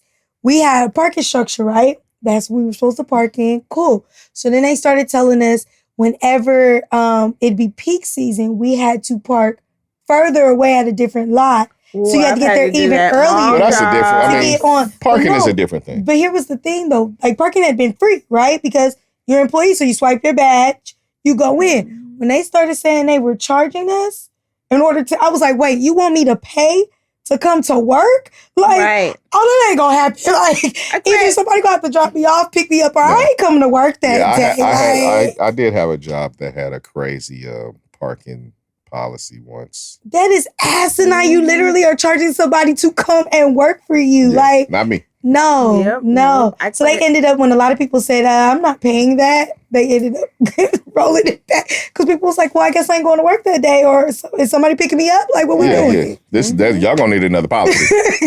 Right. Y'all going to need another policy because this not going to work. Right. Because some of those jobs, 1 or 2 days of pay is going to parking. Exactly. And we're not doing that. Right. And they don't discount it either. They ain't like, you come to work, we'll give you a discount. I'm paying per 30 minutes like everybody else. Nah, I stay at home today. Yeah. No, y'all going to have to work something else out. Make it happen. That's real. It's crazy. So jobs. Do better. Treat your employees better. Please. Do better. Please. Mm-hmm. Like all this making it harder to work shit. Mm-hmm. Yeah, no. Knock it off. And then paying us and then taking it back. Knock it off. Yeah, no gracias. All right, I know what I want to talk about. Your boy. I want to talk about the fact that Scottie Pippen's wife is out here just like fucking everybody, and the fact that like I'm trying to figure out like who's getting back at who.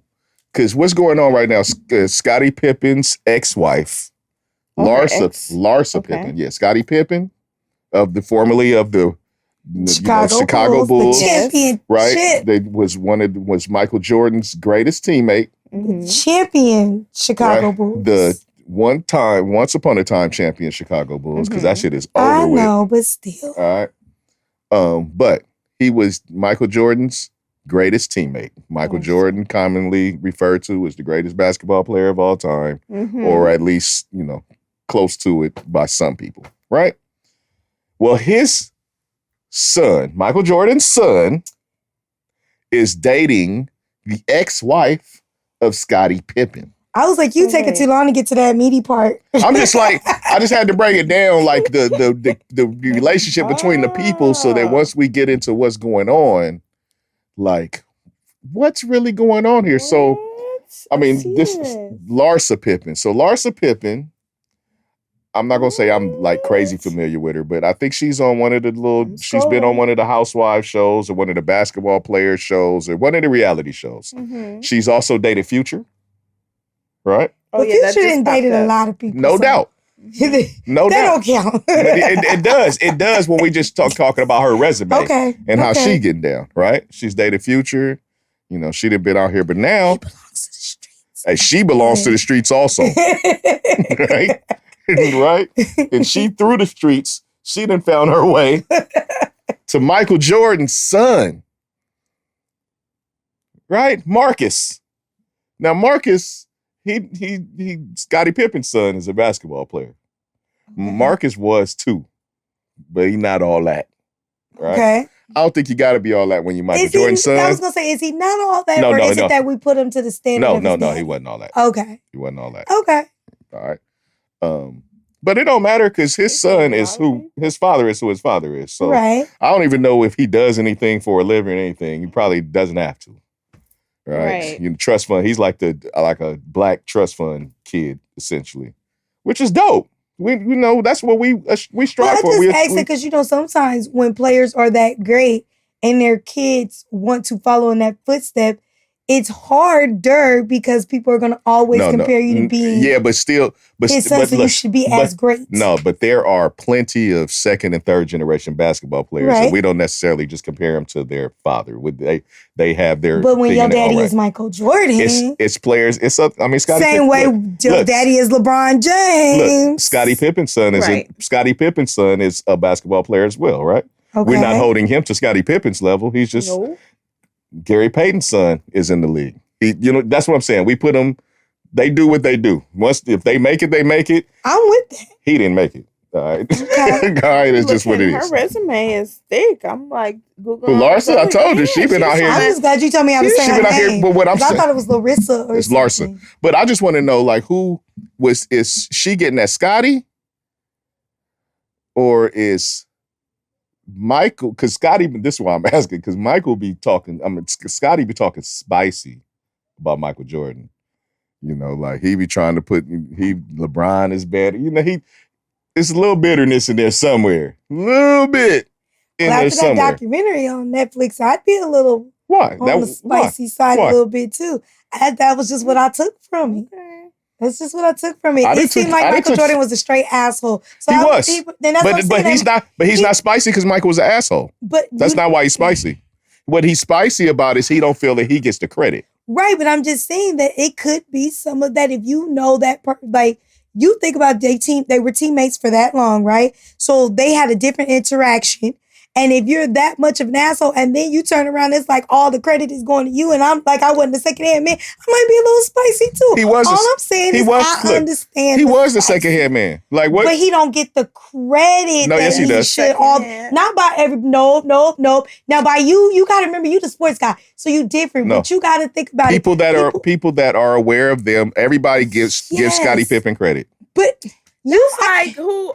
People give Scottie Pippen credit. Like I hear you, but people give Scott. I'm not saying nobody gives him credit. Certain cases that applies, but pretty much everybody knows what he was. Everybody that knows Michael Jordan and was aware of his career knows Scottie Pippen was his two. It's like he didn't even win until Scottie Pippen was his two. But not everybody knows that. Yeah, and how about this? It's like, well, who is the second place person? Nobody knows. Who won the bronze medal in the Olympics? Nobody knows. Or they don't care as much. Of course. So it's the same thing for the consensus of the world, and even other basketball that people call them fans, not like factual basketball fans. Like the world, Scottie Pippen was like, oh, on the team. Just Scottie Pippen. But not rated the second hand man as if you didn't have Scottie Pippen, Michael Jordan, you wouldn't have made these moves. He don't get that type of credit in sports world. And I would be spicy is all I'm saying, peoples. I would say, yes, he does.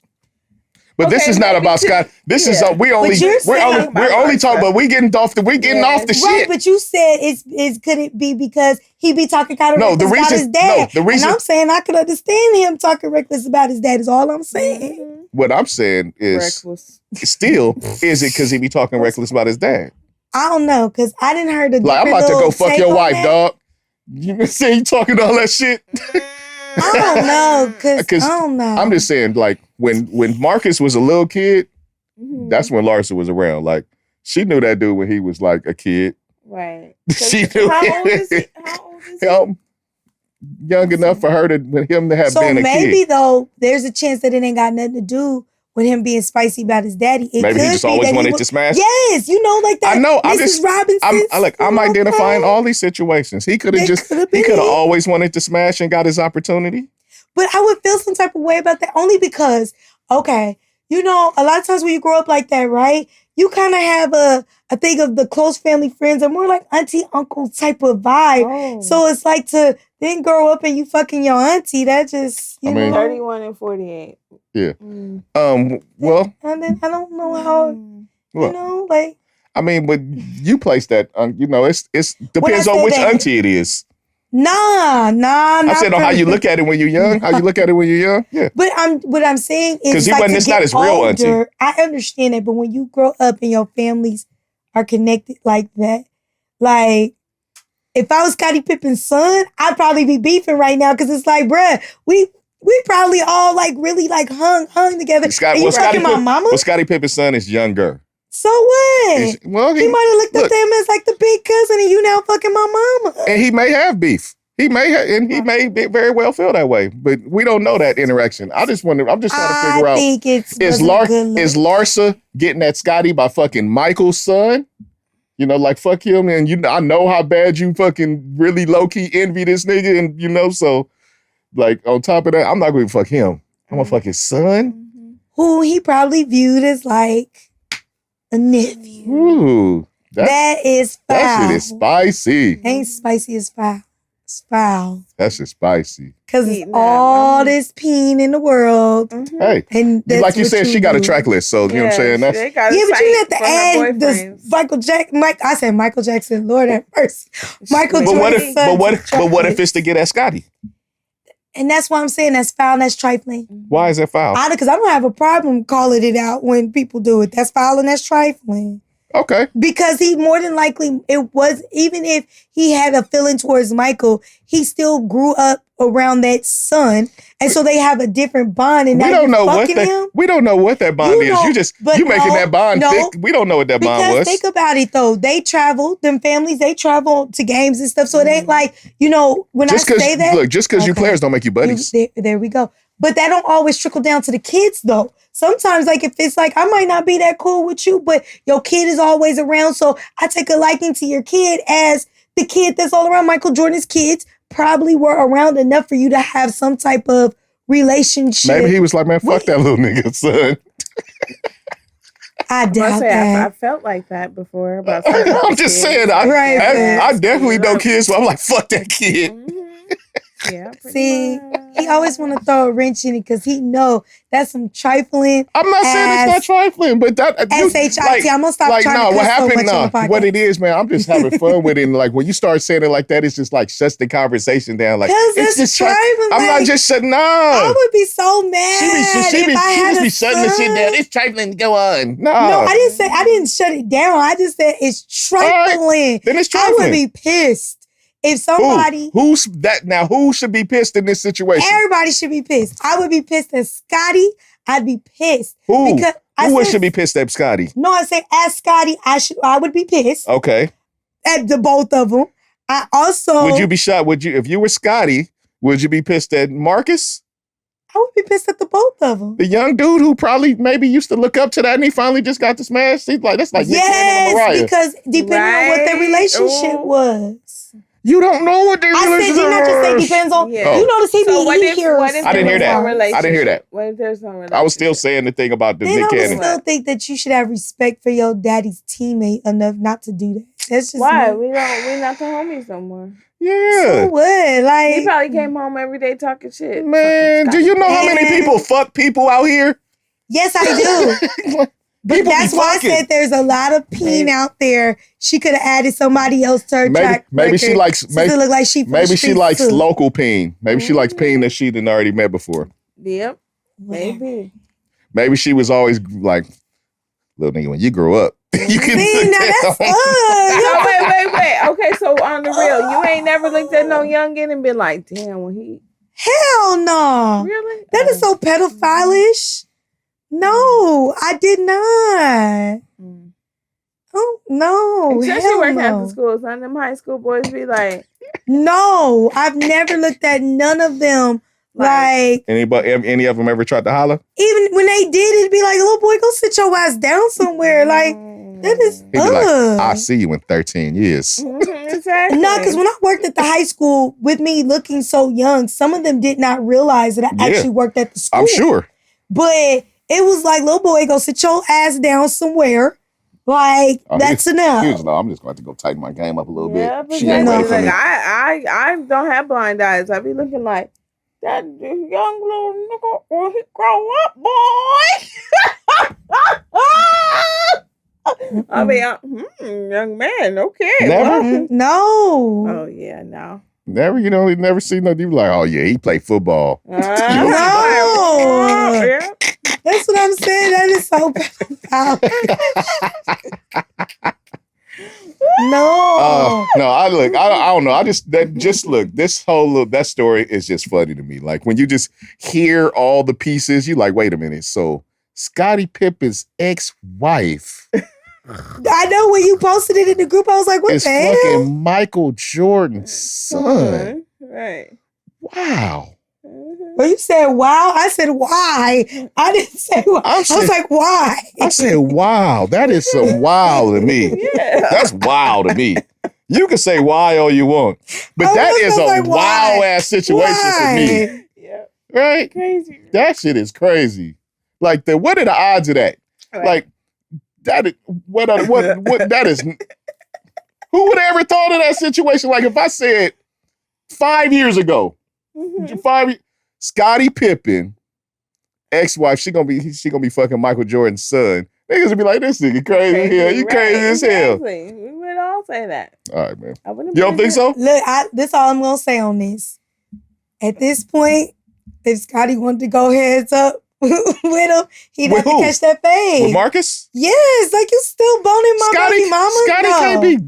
Yes. Sweat. No. Yes. No. Yes, I wouldn't be mad I would look at that nigga as the sucker of the year. I wouldn't be mad at it. He would be the sucker of the decade, the millennium. I wouldn't be mad at it. He could catch that fade. The millennium.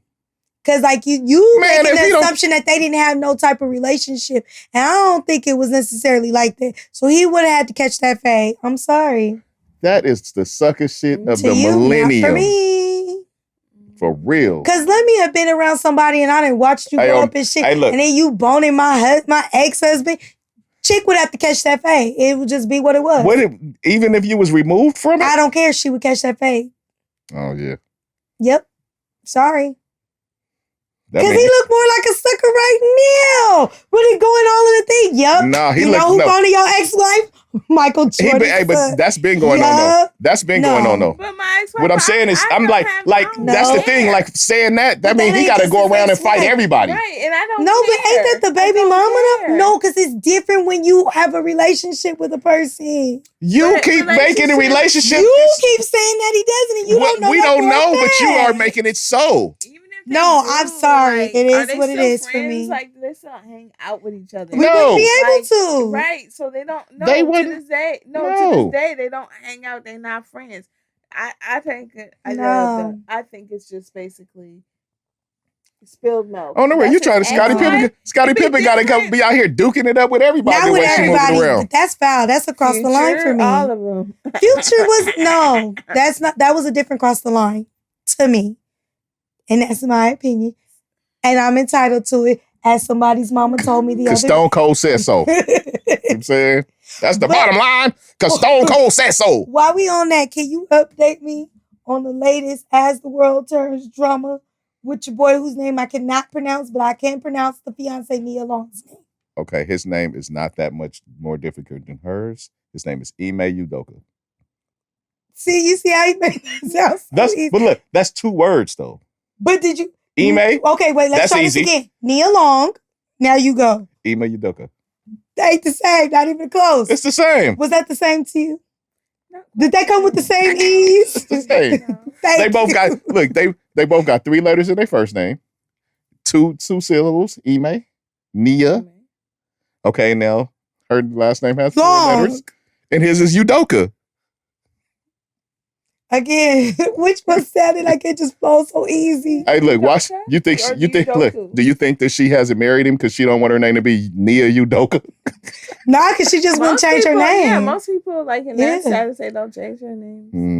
Even if they change it legally, they don't change it in the acting world. Yeah. All her credits was still like I said, you think she don't really want to be Nia Udoka? She probably had some snifflings or hearings that you don't want to marry him. Because they say it was on her. All right, man, we just about to get gossipy right quick for a second. Because none of this shit is confirmed nor denied. Right. All right. This is just all based on internet research and gossip. So, you know what I'm saying? You can walk with us or you can say, fuck that shit. Just what's going on. All right. So, word is, I'm going to just say word is, where the word came from, the sky. Word is. Word on the street. Word is. Ime was having a relationship with a woman who is a wife of not like a high executive. This first story, right? Mm-hmm. But what the guy has like an analyst job from what I was reading with the Celtics. Okay. The woman is the Celtics travel coordinator. Right, she coordinates travel for the team and the team's families. Okay, from what I was reading and hearing from the sky, the woman was speaking to someone. I don't know if it was Ime or someone else on the phone outside. She stepped outside, right in front of her Ring camera. Right, so. The husband saw her on the Ring camera, heard her conversation, and I don't know if he approached her or if he just immediately filed an agency because he's the person that hired the agency that did the investigation. All right, so now there's an investigation going on, like private eye type shit. Wait. Can we back up? Because I got a question. Yeah, she stepped in front of the Ring camera. Ring cameras ain't nothing new, but why do people still be like acting like they don't exist. Like they be having whole conversations. What it is, it's you don't think about it because it's a doorbell until you're like, oh, my Ring camera. Like, she probably should step outside. Right. Oh, let me step outside right quick. And you're not thinking it's a whole camera because cameras ain't been on doorbells for that long. That's kind of new still. You might just be comfortable standing outside in front of the doorbell. I'm just thinking that's how it might happen. All right, so from there, some word got back to the Celtic brass. I don't know if the husband snitched or the PI snitched. Word got back to the Celtic brass and they told him to stop. Stop it. Don't do this no more. All right. And so I believe the woman said, I got caught. I'm out. He didn't care.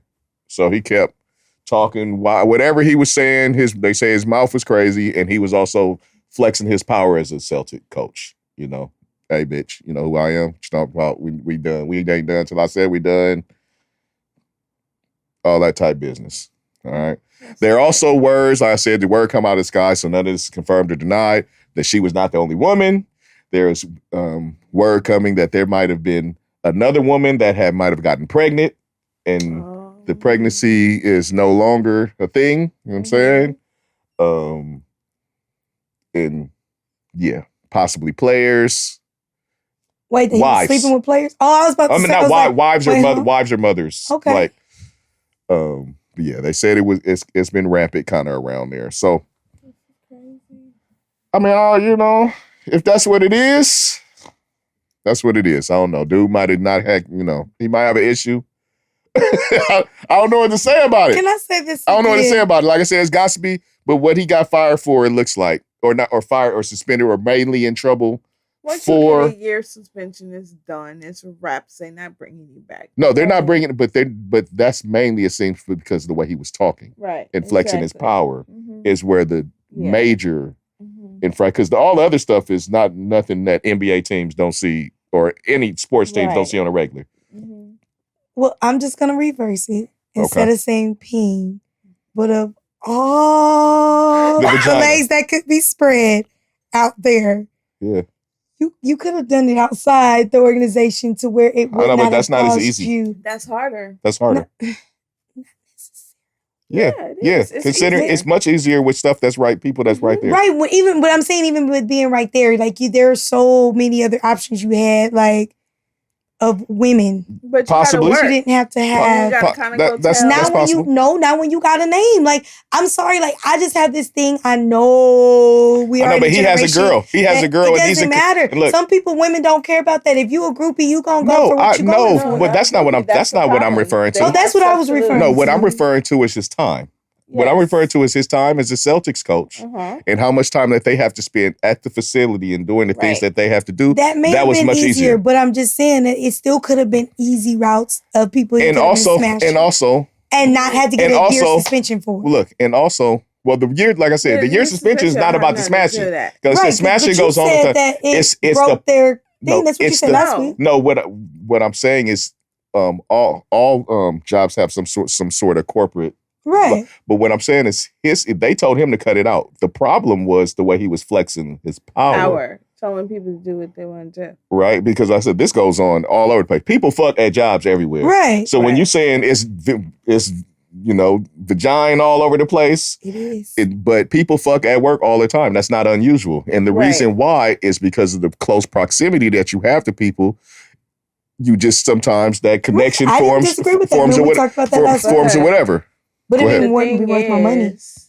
When you're doing this, if he's messing with other players' wives. Right, that causes a problem. Yeah, it causes a problem. But if I'm who I am and I go, say, for instance, go pick up Taz, now that, I'm just trying to put it in worldly view. You have nothing to lose if you tell. The players' wives, they're going to kind of be a little bit more like tight-lipped about this affair because they have something to lose. Their husband with all these millions of dollars, their lifestyle or whatever, they're going to keep it tight and do their stuff on the side with this man. Mm-hmm. He has something to lose, coaching, et cetera, et cetera. Right. Whereas he just go get one of these groupies or whatever, they'll tell whoever the hell or whatever it is. That's the thing too. That is a lot of time. That's to stay within a realm of, Oh, we both have something to lose. Like if I cheat on you, that's a lot of times how people lose my situation. That's why even a lot of times when people talk about like why people like in certain circles and like the entertainment circles, and they like, why are these people keep fucking the same people? Right. So that's the same thing. That's why, because certain people know how to move, right? Also, certain people have access to certain shit. Everybody can't get everywhere. Right.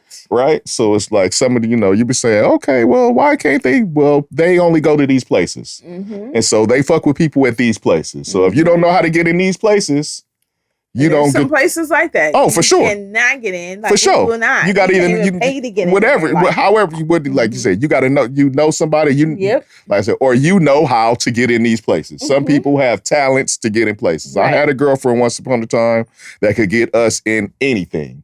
Right? She would seek shit out. We'd be like going to get something to eat. She'd sensor, come on. She'd go over to a door and she'd be like, come on, where is Forrest Whitaker's birthday party?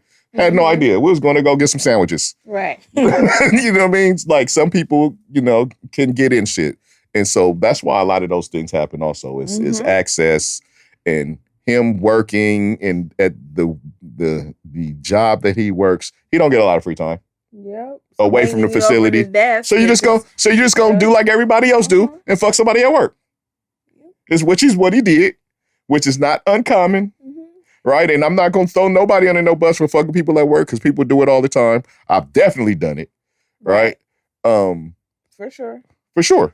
I never, we said that last week. I've never seen an issue. Have some fun. No, I said I've never seen an issue with people. See how he be coming from me? I was actually in agreement. Okay, I thought you was going to say you never did it. And I never said I never did it. That's what I was trying to get out. That's what I was trying to get out. I was trying to see. Because I was the one who said last week, like, you had to explain the story to me. Because I'm like, people fuck at work all the time. I said that last week. No doubt. And I was like, okay, but when you got that much, I get it where you're saying, it makes more sense with somebody else who got that much to lose. But when you're the coach, I don't know if the players' wives would be what I was betting on. No, you're right. That could, cause all kind of problems. No, you're right. We're just saying this is just normal shit. Now, maybe the finance guy, well, no, because he the money man. But, maybe somebody else's wife might have been fair game. But that, I think, was just definitely not a smart. When I say there's a lot of... I'm pretty sure there's somebody in the organization he could have got away with. Somebody did. And it wouldn't have been. And he was. And then, but what happened was when the person got busted, though, he didn't want to. But I'm saying she would have been smart enough not to talk in front of the ring, is what I'm saying. Oh, well, You could have got somebody who really, what is it that goes like that was just slipping and people slip. That was just slipping and people slip. She slipped hard. She slipped and fell. Right. You need to look. You got to be like Barb said. Write it down and burn it. Right. And just for the record, his name is only one letter longer than long. That's what I said. But they don't mean the pronunciation. That's what I said. Oh, I didn't hear that. I was saying the pronunciation was different because he tried to say it just came off so smooth. I mean, Udoka. It's really easy for you.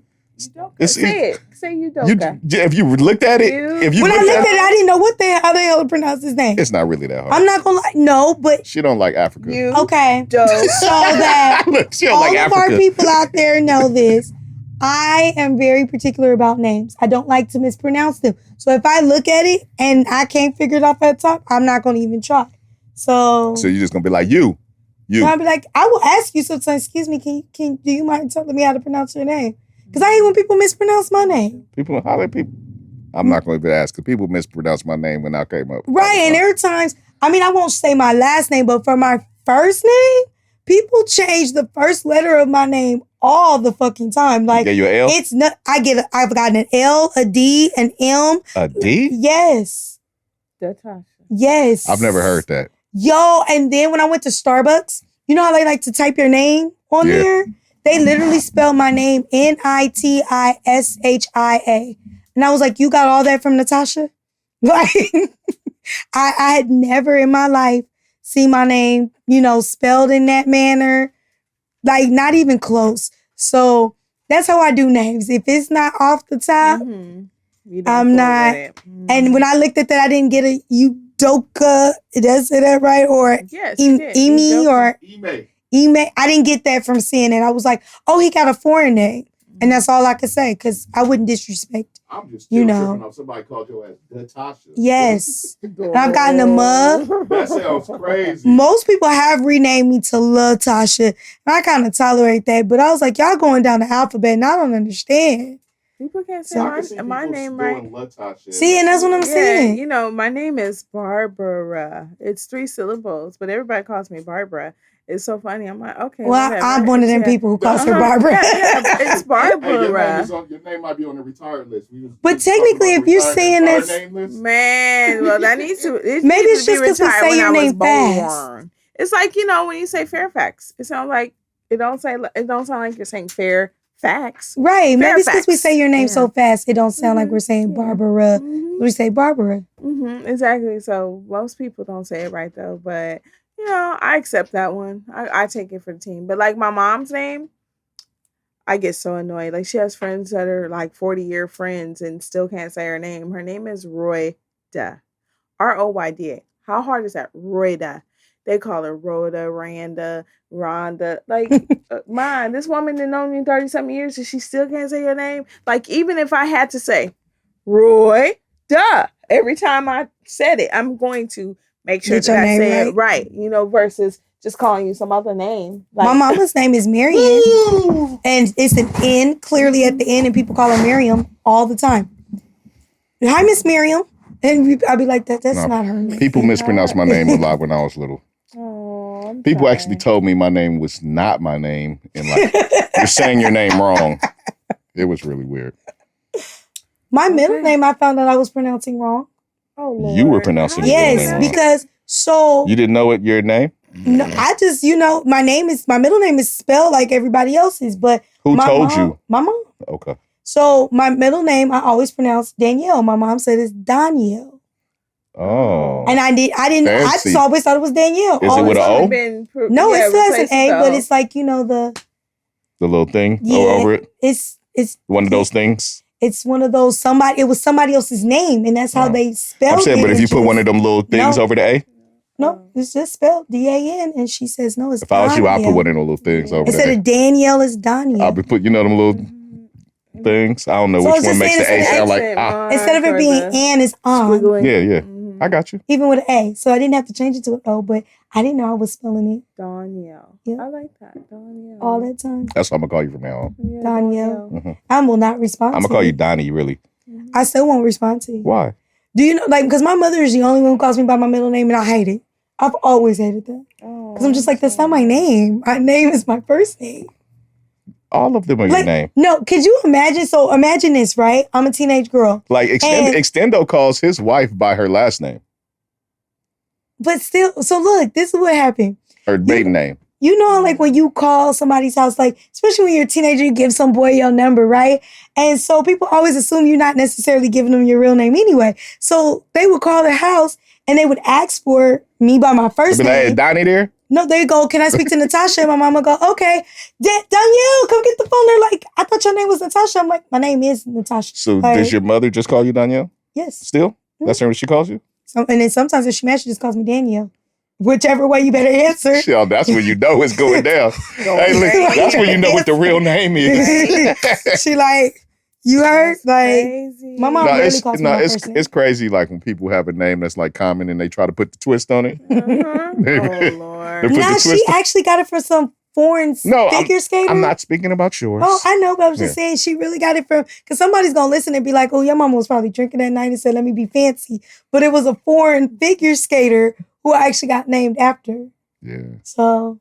I've heard some fancy versions of names. All the time. You be getting kids now when I see their names and, okay, so say your name the kid's name was Barbara, right? Mm-hmm. And so I say Barbara and they're like, no, it's pronounced something completely different. I'm like, I mean, people be spelling shit crazy too. All right, what else we got? What else we got on the docket? What else been going on this week? It's been a lot of stuff going on this week. See, I don't have my phone, man. I need y'all. Have you been traveling? Because you know, traveling Barbie somewhere vacation always. Barb. I haven't been. No, not this time. Oh, she's in town. Yeah, I've been working. She's in town, Barb. Yes. This right now. Hey, now I will be departing next month somewhere. See? Yeah. That's okay because I'm gonna do partying with her, but we're going to different places. Okay. Yes. Yay! Right. So I'm on my fitness journey right now, trying to get it together. Oh, I got one. What? Speaking of, as Barbara just pointed out, with her OnlyFans, did you hear who had nudes leaked? Oh, what's wrong with you people? You, what's wrong? What's wrong with you people? I saw Rachel Dole. What's her? How you say her name? There we go. We got one right now. Dolezal. All right. Like that. First, she got OnlyFans. How do we know this? Who found that? Right. I don't know because I didn't even know she was a thing. It's some nasty people out there. Who was out there searching for Rachel Dolezal's OnlyFans? Are the pictures nice? I don't know. I don't know. I don't want to see this. I just want to know, does her face match her body? It's not many times I'm like, I don't want to see the naked woman. I just want to know, does her face match her body? Because it's like for a minute she was kind of tinted to look a little bit. Did she do like a whole body tan? I wonder. Or did she just got like a head tan like to the neck? I wonder. No, if she doing OnlyFans, she better get the body tan. Oh, you found the pictures? Then I got another one. Who? Okay, so we kind of should have went towards this. I'm still trying to figure out who the hell is watching this woman on OnlyFans. Somebody leaked it, and I guess it went viral. To leak it, you have to find it. Yeah. I don't know. To find it, you have to watch it. OnlyFans, you have to pay individually for these people. Tess. Like it's not like it's not like who she was. It's not like it's not like a site you just go on like, oh, I'm on OnlyFans. I don't know because that's what I'm telling. That's what I'm telling you. It's not like you go on the sites and you can just look up people. Oh, there they go. Well, you can look them up, but then you have to pay for the person. You paying by person. So maybe somebody found her and then paid because they was like, I wonder what she putting up, so that they could leak some shit like that. And I mean, I'm real. Oh, look like Barb. I'm real immature right now, but that is. I have found some pictures, some fire pics. She like this some fire. No, I found some pictures or whatever the case may be. Now let me just. I don't want to know. Put it this way. No, I'm gonna tell y'all. So, okay, here goes more. So this picture here, if this is the true one, I'll do some more looking. Does the body and face match? This about to be like period last week. Well, what do you? I don't know what you feel like what the face match is. I feel this way. If we were in the 1980s and 90s, prior to what beauty standards were, she has a very natural body that looks appropriate for her age, as far as a person who takes some care with their body. Like okay. She just so it's not bad. It's not bad. No, she's not like a gluttonous or whatever. And you can see her little cellulite on there, and it looks like a nice natural body. That's what I'm saying. But now, if you're comparing it to what somebody else has had all this work done, and that's not what we. I'm talking about. That's not what we doing. We're not doing none of that. Like a light skin look. Does her body match? She got full body tan. Okay. Yeah, you go. You know what I mean? Some people don't look. I been seeing a chick when they do their makeup, they don't be making sure they facing their neck. I'm saying, but if you don't, if you're doing that though, you better spray tan or something. I'm just you right. That's all. You're right. That's what I'm saying. They definitely cut it off like right here. You'd be like, is that half a neck worth of makeup? Like, I don't think if I were a man, that'd be like, oh my gosh, she looks disgusting. Like, I'd probably hit it. Like, maybe I think you need to see the picture so you can see if you would. Like, you're like, all right, let me see. I feel like I'm being tricked right now. Man, I gotta wait because I had a good segue. Just scroll. Oh wait, hold on. Did I mess this up? Damn, she's reckless first. Okay. I want to make sure just scroll through some of those and see. I mean, it's not a bad look. I mean, I'm not trying to smash or nothing, but if she was hearing that, like you, ooh, I don't like that one. No, but I get what you're saying. Like, she's doing all that, right? Okay, all right. I don't even want to. Ooh, no, I'm cool. I don't like it. Is it a bad? No, it's not a. I mean, for her age, it's age appropriate. It's age appropriate. It's age How appropriate. old is she again? I don't know, but I'm comparing it to her face. Right. No, when I say age appropriate, I'm just comparing it to her face. There's no age thing on OnlyFans. No. Hey, look, people don't never stop liking sex. They said they didn't, but no, people don't never stop liking like sex. if I send nudes now, I don't see myself sending nudes in my 80s. Is all I'm saying. Hey, if you have an 80-year-old dude that's interested in your nudes and you 80, you sending them shits. He gonna have to just come. He gonna have to come just see them wrinkles, okay? Look. I'm not seeing them through the phone. You gonna be hella flattered at 80 if a nigga is hitting you up for nudes. He could just come and see them. And she's 44.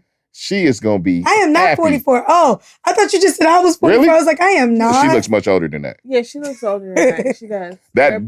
You just completely threw me off right now. Now I'm I'm sick again. I'm sick again. That looks more late 50-ish type body. I'm sick again.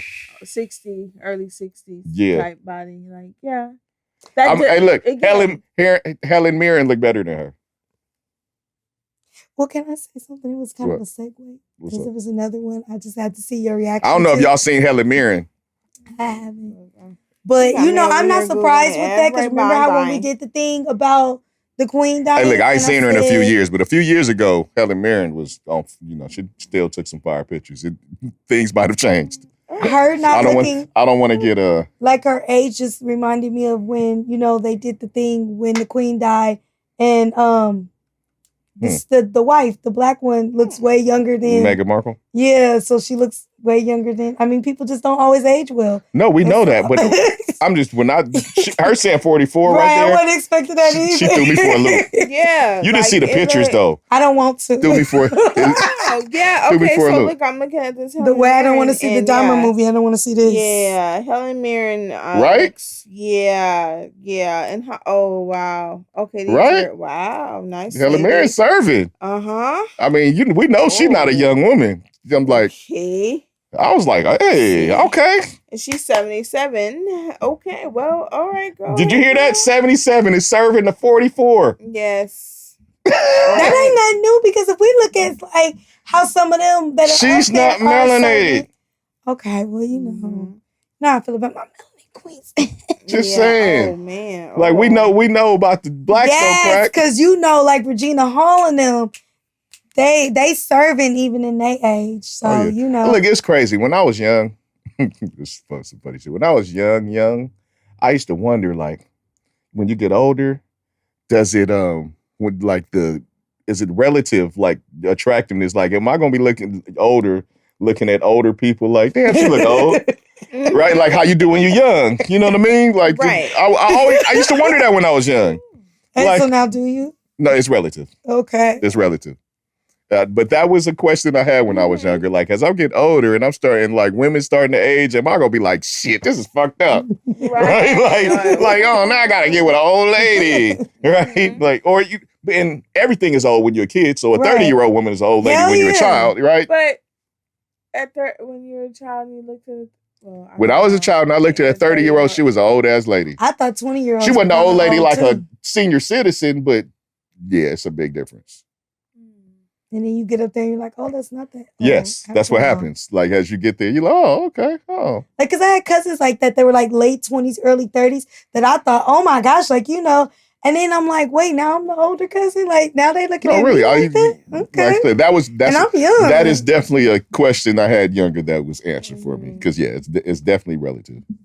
Well, I got a question for you guys. All right, we almost out of here, too. Y'all thought that was a thing when Michael Jordan's son, and you said Larsa. See, I told you I'd be knowing people's names. What did you think about Kenan Thompson's ex-wife and his co-star? I'm sorry, I guess. I was so... From his show. That don't mean nothing to me. That's a coworker. Co-worker, see? Plays on the show, man. That shit don't mean nothing. They don't have to be... Co-workers are not necessarily friends. Mm-hmm. That shit don't mean that the coworker well, you asking me, that shit doesn't mean nothing to me. So you mean to tell me there's no, I'm asking you a legit question, right? So like we be all on this couch, right? So like let's say that even we got the whole crew, right? You know how many people work on Saturday Night Live? But he was on his show, Kenan, though. Okay. Like he specifically had him on his show. Yes, I know. So what I'm saying to you, my question is, being that we all do this podcast together, right? We get Saturday after Saturday. Say we weren't all close friends like that. You wouldn't just ever say there's just certain lines you don't cross when these are people that you interact on that level Not on that level, no. No. So if her and Vern were dating and broke up and then I'm smashing Vern, like that would be cool. Like, I mean, yeah, if that's what you wanted to do. No, that's what she's trying to. Yeah, I understand what she's saying, but when that's what I'm saying. I understand what she's saying. Right, he said everybody's fair game. I've never heard. No, I'm saying like I said, like you said, not close friends. The dynamics change. But why do you always assume that these people just be working together and don't be friends? I'm just not automatically assuming they're friends because they work together. But you automatically assume they not friends. Because I've had jobs and a lot of times you work with people that aren't your friends. Correct. I don't make friends with a lot of these people. You don't have to be friends with them to have a certain amount of respect that you ain't smashing. A certain amount. It's not smashing. If they're not together, it's not disrespect. They're fair game to you. It's not disrespect, especially if we're not. That's not disrespect. They're two. Now you're just two single people. How you single people meet in all different kind of ways. But again, I'm still going to ask you, why do you always assume that these people aren't friends? I said, I just compared it to a job I was at where I don't make friends. The reason why I say that, because if you look at most TV shows, right, and they say because of the long hours and way they work, they become more like family because this is why I see day in and day out. Your assumption is, yeah, we just work together. We ain't got a lot of times you just work together, and that's the angle that I'm speaking on. And when they move on to the next show, they don't even call each other. Yeah, that family shit. Unless you got like a 20-year running show, 15-year running show, or whatever the case may be, or whatnot. I can't see it. There's just certain boundaries that I have. But just because I know that you somebody that you were with before me. Because that's essentially what you're saying. What I'm saying. See, there you go. Twist what I'm saying. No, I'm saying what you're essentially saying is because, like I said, if they're not, I am putting the boundaries saying that they're not friends. I did say if they were friends, the dynamic is different. Mm-hmm. Okay? Friends, the dynamic is different. But if you're not friends. So I'm going back to her example, but I'm going to switch it. If you two were married, we're all on the show together, y'all divorced, she ain't my close homegirl. I see her when I see her, like, what up? I'm not gonna turn around and start smashing you. But that's you. That's you. But I don't think it's disrespectful. How is it not? It's not because we're not friends. Yeah, if you're not friends, that's just somebody that you know. It's different. Yeah, it's gonna be plenty of people that you know, and people end up in relationship with people all the time. I just think there's just so much pain in the world that you would just Xing you off my list wouldn't be an issue for me. But Xing them off, why? Because of the simple fact, even if we have a working relationship, okay, that to me is just tacky. Why? Because not because. Why? Because I think that's tacky. For me, I would low-key be thinking, so this whole time were you eyeing this person and they were married to me? See what I'm saying? And so for me, that's why I would say that's tacky. But you're not together. So it doesn't matter. So the whole time, if they was eyeing them and the whole time, if y'all wasn't together, what does it matter? Because my thing is, we don't have to be close friends, but if we're working together, that's still a working relationship, and therefore there should be a certain respect. That is just me. And the respect, I'm sorry, I'm different. And the respect is, while you are with them, but I as will soon not as do it's anything. over, fair game. I'm gonna smash your baby mama. No, or your baby daddy. No, that's just not my ethics. I'm sorry. Okay. Goodness. Okay. Fair game. I hope you. These are just single people. Like I said, if you're not breaking no friend ties. These are just single and they're people. not even divorced. This is his estranged wife, so they're still married. Okay. Strange. That means we're not trying to be together. Okay. It's still, and I don't know if his show is over, so we're going to still be on the show. You're going to be playing my brother, but you smashing. It hasn't said his show was canceled because it's not Saturday Night Live. It's his Keenan show. It's Keenan's sitcom. That he plays his brother. It's a sitcom. Nah, hell nah. Happens all the time. He might get fired, maybe not. Nope. Look, I'm going to be honest. I'd be Petty Betty. Your ass would be fired with no problem. Maybe Keenan don't give a fuck about her. She just said, I said me. I am not Keenan. I am me. I know. I'm agreeing with you. And I'm stating, what if Keenan don't give a fuck about her? You about to lose your job. You about to lose your job. Get some. Yeah, but I mean, again, okay, so now I have to weigh the options. Okay, so I'm Keenan and I gotta weigh. Are my ratings based on this dynamic of this dude playing my brother And if I replace him like Aunt Viv and just switch it up, now, hey, bro, I got a new brother on the show. Is that going to hurt me in the long run? Or my estranged wife, who I ain't even fucking with anyway. I don't like her. We don't live together. We're done. And we just ain't made this paper happen. I would be thinking about it. Yo, bad, bro, because I'm over her. I'm off her. And then my paperwork may not have gone through yet because it might just be, if she's estranged, it might be cheaper for me to keep this paperwork of us connected. Like, bro, I done moved on. If I didn't moved on, I don't give a fuck what the hell you're doing. Exactly. In some situations, yes. Unless you hurt. Like I said, if it's a friend dynamic, it changes. But if it's not, if we tight. I've had too many coworkers and shit, people that you see every day and you've never seen again, never talk to again. What am I holding up and doing all this? But you just said the key word. You said never talk to again. What I'm saying is they're on a show together. They play each other's brothers. Okay. And you just like, okay, so with the strange wife who is still his wife, she fair game because, I mean, y'all are strange. Like, no, like, do we not have those type of standards? If they're not friends, it's fair game. I'm sorry. If they're not. And I do have standards, but that is not one. I have plenty of standards, but that is not one. And fucking your co-worker's estranged wife is not a standard because they're still married. Okay. People get paper or not paper, they're still people married. Fuck married people all the time. They don't make it right. You be saying shit like that, just make it right. No, I didn't say nothing about right. We just saying about what it is. I didn't say right or wrong. This is not a right or wrong discussion. It's just a what it is discussion. And like I said, I'd be spicy, since that's the word. I'd be spicy. All right. Well, you're gonna be sitting there with a mad when I'm fucking. Or like she said, while I still got my show and you off to looking for the next job. Oh well, I'm still got Saturday Night Live. Right. Football. Like you said, he was gonna end up on another show eventually. Sitcoms only last so long. Right. No. It's just frustrating, like, to know, like, I get her frustration out of it. Like, hey, homie, like, really? Like I said, how long have you been? Like, basically, it insinuates in this insinuation. How long you been looking at my situation? Yes, that you maybe even been poking. Like, hey, girl, yeah, you know, flirting, possible. And that was disrespectful because you know that's disrespectful, right? But it probably didn't just turn on. It had already been turned on. You might have people do not stop being attracted to people when they're in relationships. No, I get that, but it's just you went after her when we were still together. Now that's different. Yeah, that's different. The thing. No, that's different. But we don't know those what details. You don't know. But speculating is what I'm talking about. Is what is now what we speculate and doing all that. That's here nor there. I'm talking about what is and what isn't. And if you're flirting and doing all that in advance, I think that's off limits. I think, I think that's extra. Even though that kind of shit happens too. Right. But I think that's doing too much if you sitting there flirting with your coworkers, whatever. I think that there's a level of disrespect there. So let me just insert this twist because we were talking about this at my job the other day, and I know personally 3 people that have currently or past. Your best friend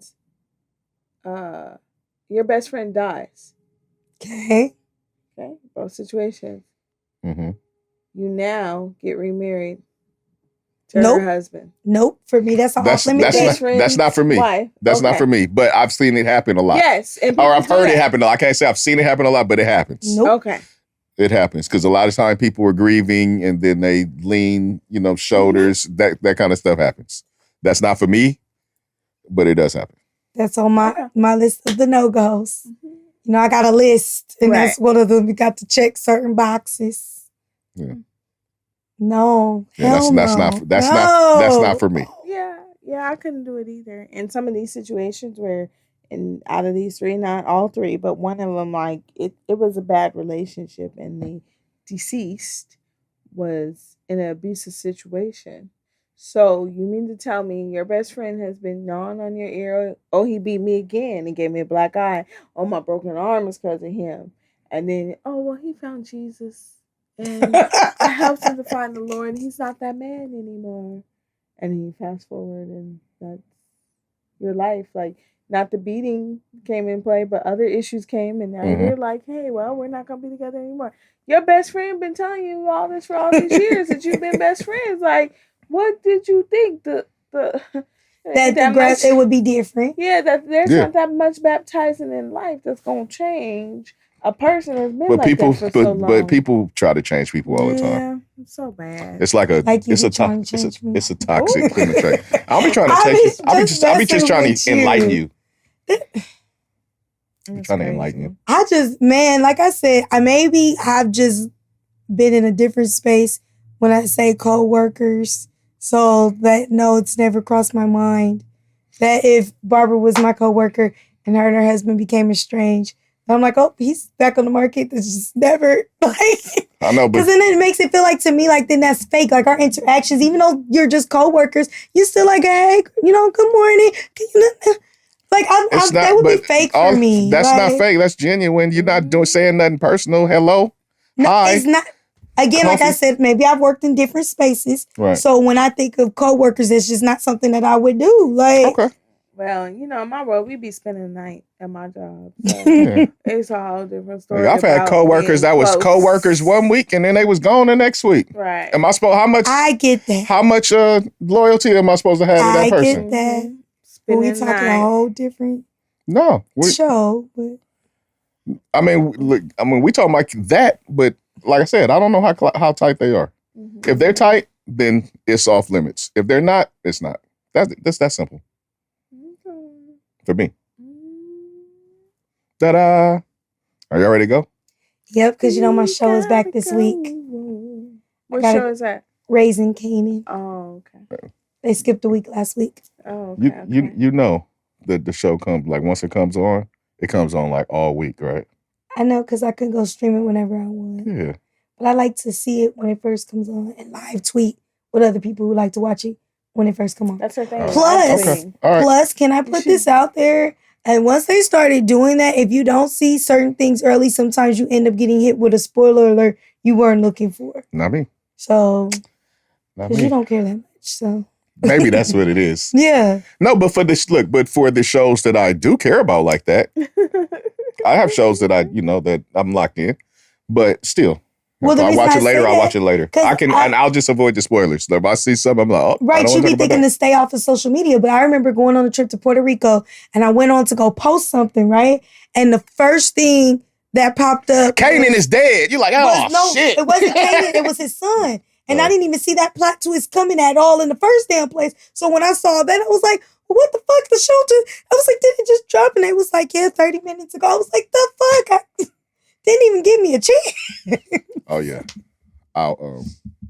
it's not happening. Or maybe like you said, I don't care that much. But like House of Dragons, you know what I'm saying, I don't want to be knowing before I get into it what's going on. You know what? So Amazon has a show, right now, Lord of the Rings. They have a Lord of the Rings show. Oh, right. Interesting.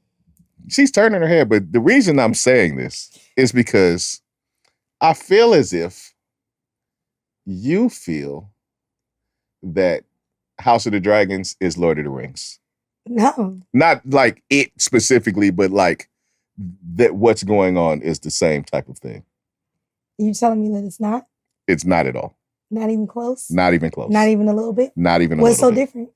The whole House of Dragons is a political thriller. It is not all that. Does it have dragons? It does, but they're not. Look, this is the thing. No, it don't have ogres and shit. No, I was gonna say, is it the same time period? Maybe. Same look, feel? Somewhat. But so you don't watch any period pieces? Not like that. No period pieces. So like, what's that other Netflix one that everybody was in love with that had that black dude on it? The Crown. No, it was another one. I know what you're talking about. They had everybody was the one they was fucking and shit. I was like, not watching it. Which one? I forgot the name of it. It was like really hot, like last year, and all the women it was like a black dude on it, and it was like very hoity-toity type show. Hoity-toity. Oh.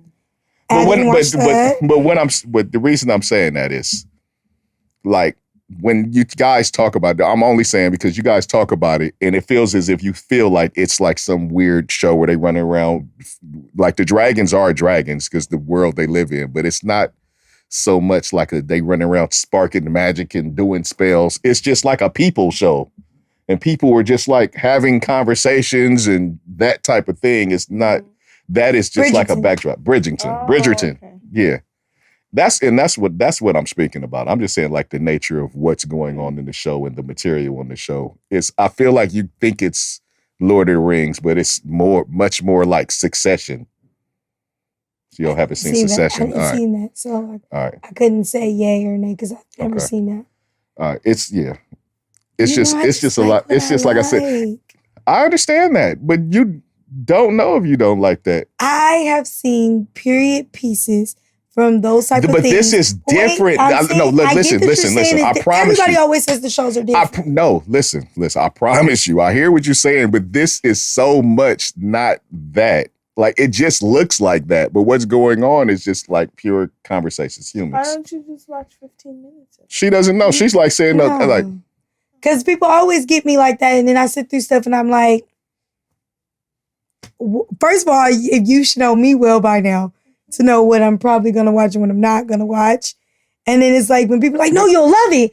And then I sit there and I'm like, what about this said that I would love this show? Like, there's certain things like I would never recommend to you because I'm just like, that doesn't say. I know, JJ, I might say, Barb, I do. But look, check it out. But I am aware of some things you do watch, right? Correct? Correct. And I know the nature of these shows. Yes? Okay. I think that you might, like, if you watch the show, I think you might like it. That's where I'm coming from. I know the shows that you asked me, do I watch period pieces? I watch the shows that you're like religiously, I can't wait to get to every week. I know what's on these shows.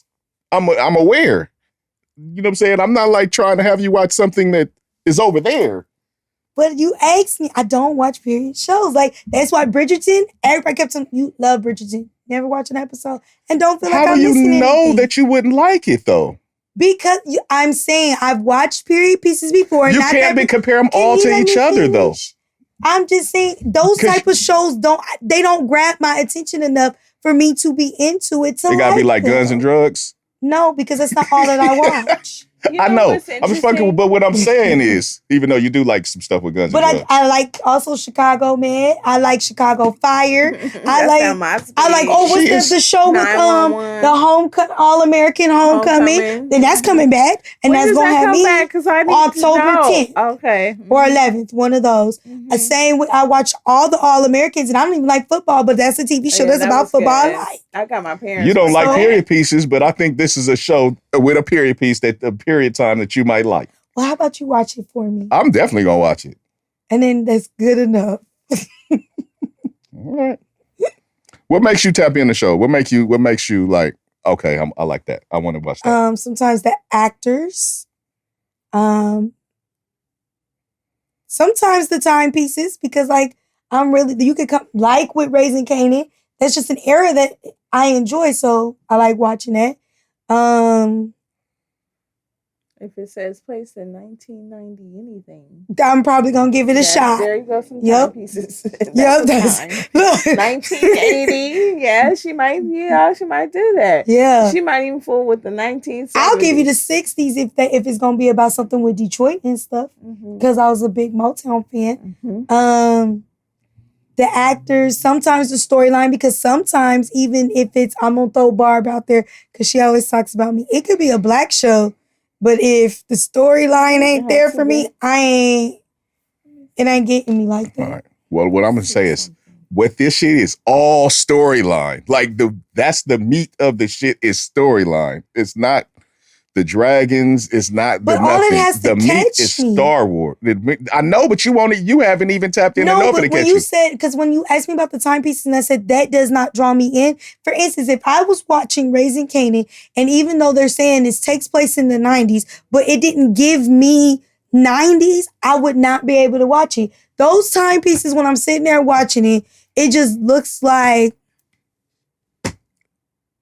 and don't draw me in. Like, there's nothing about those timepieces that draw me in. This is honestly, and this is, I'm done with this, but this is honestly different than all of the, because I'm not a big timepiece person. But you watch a lot of stuff that I would never watch. But what I'm saying is that, like you said, you Lord of the Rings and all that. I'm not a big Lord. What I'm saying is I didn't watch it. What was the one that you said that you told me that you were saying the whole show didn't happen and you've never seen none of it?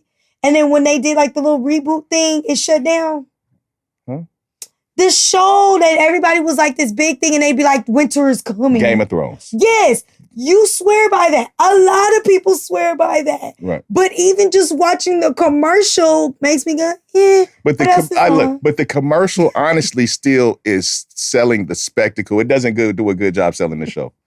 Like, in all honesty, it's the spectacle. But it's cool. Like I said, I'm done. But there's this show. It's called The Old Man. Everybody keeps telling me I need to watch it. I heard about that show, but I haven't watched it. And I watched the one, well, not even a full episode of 4th, and I'm just like, catch myself like rewinding. Like, I missed that. I haven't caught.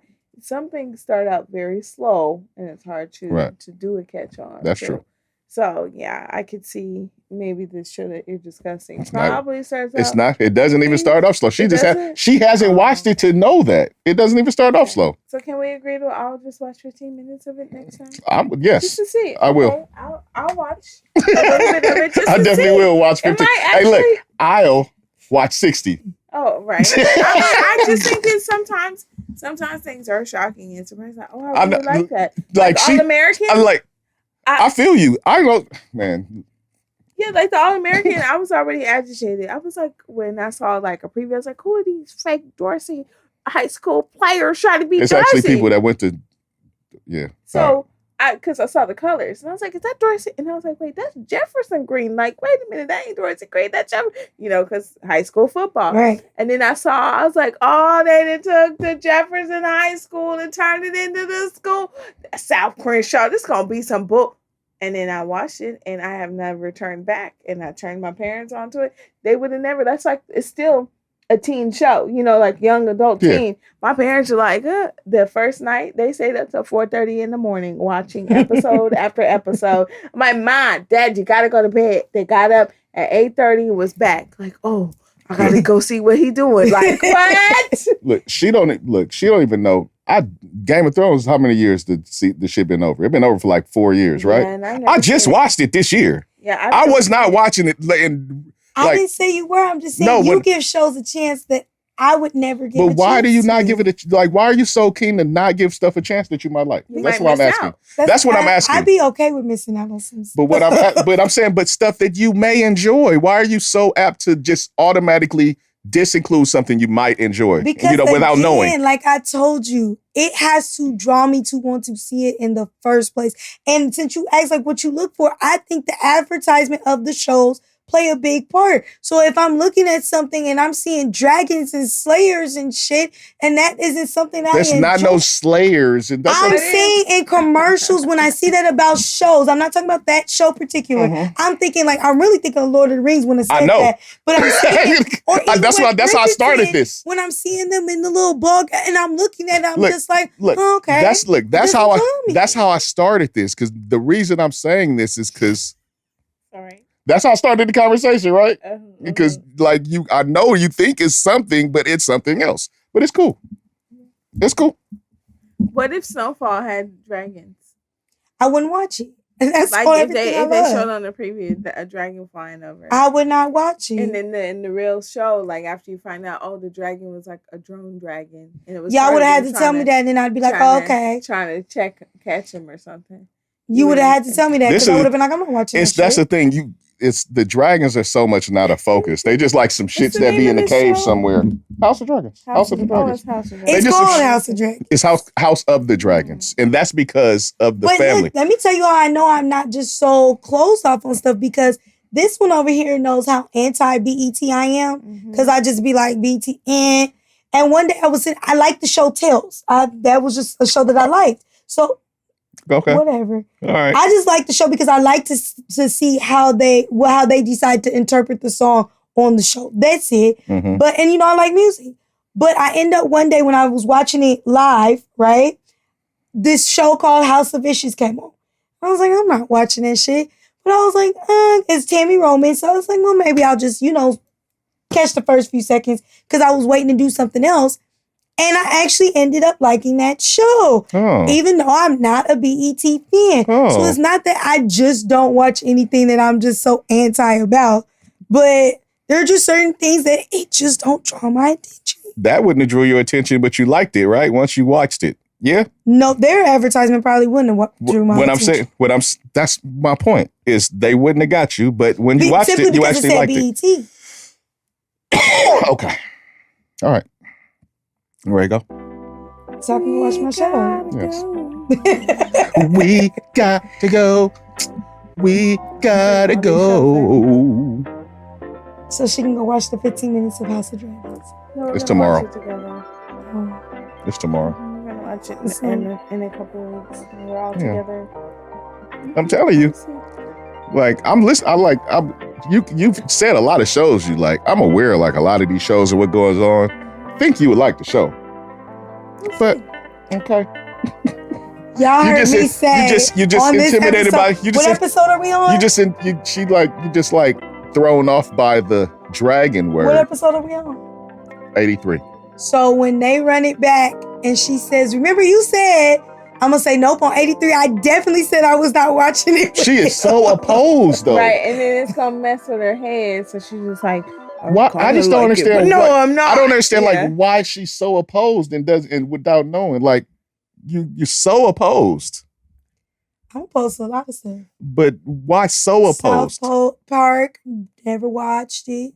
Well, that's fine. It's so much stuff that you might enjoy, and that smart. South Park is like one of the smartest shows on TV. What? There's a lot of stuff that I do watch and I enjoy, and it's cool.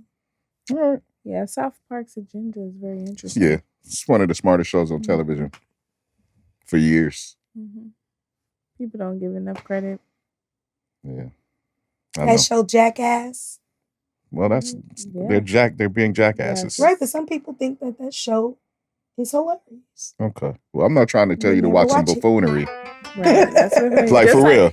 I'm not trying to tell you to watch some buffoonery. Like, is that the show where there's a capital? No. What's the one where the girls on there?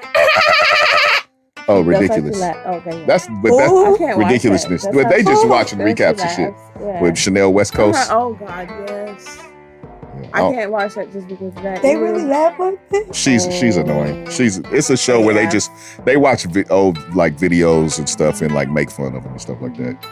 And some of the videos people send in are funny, but the people who are actually the personalities on the show that's watching this, oh yeah, they can be. Yeah. All right. So what I'm gonna do, we're gonna do the little rotation, little thingamajiggy.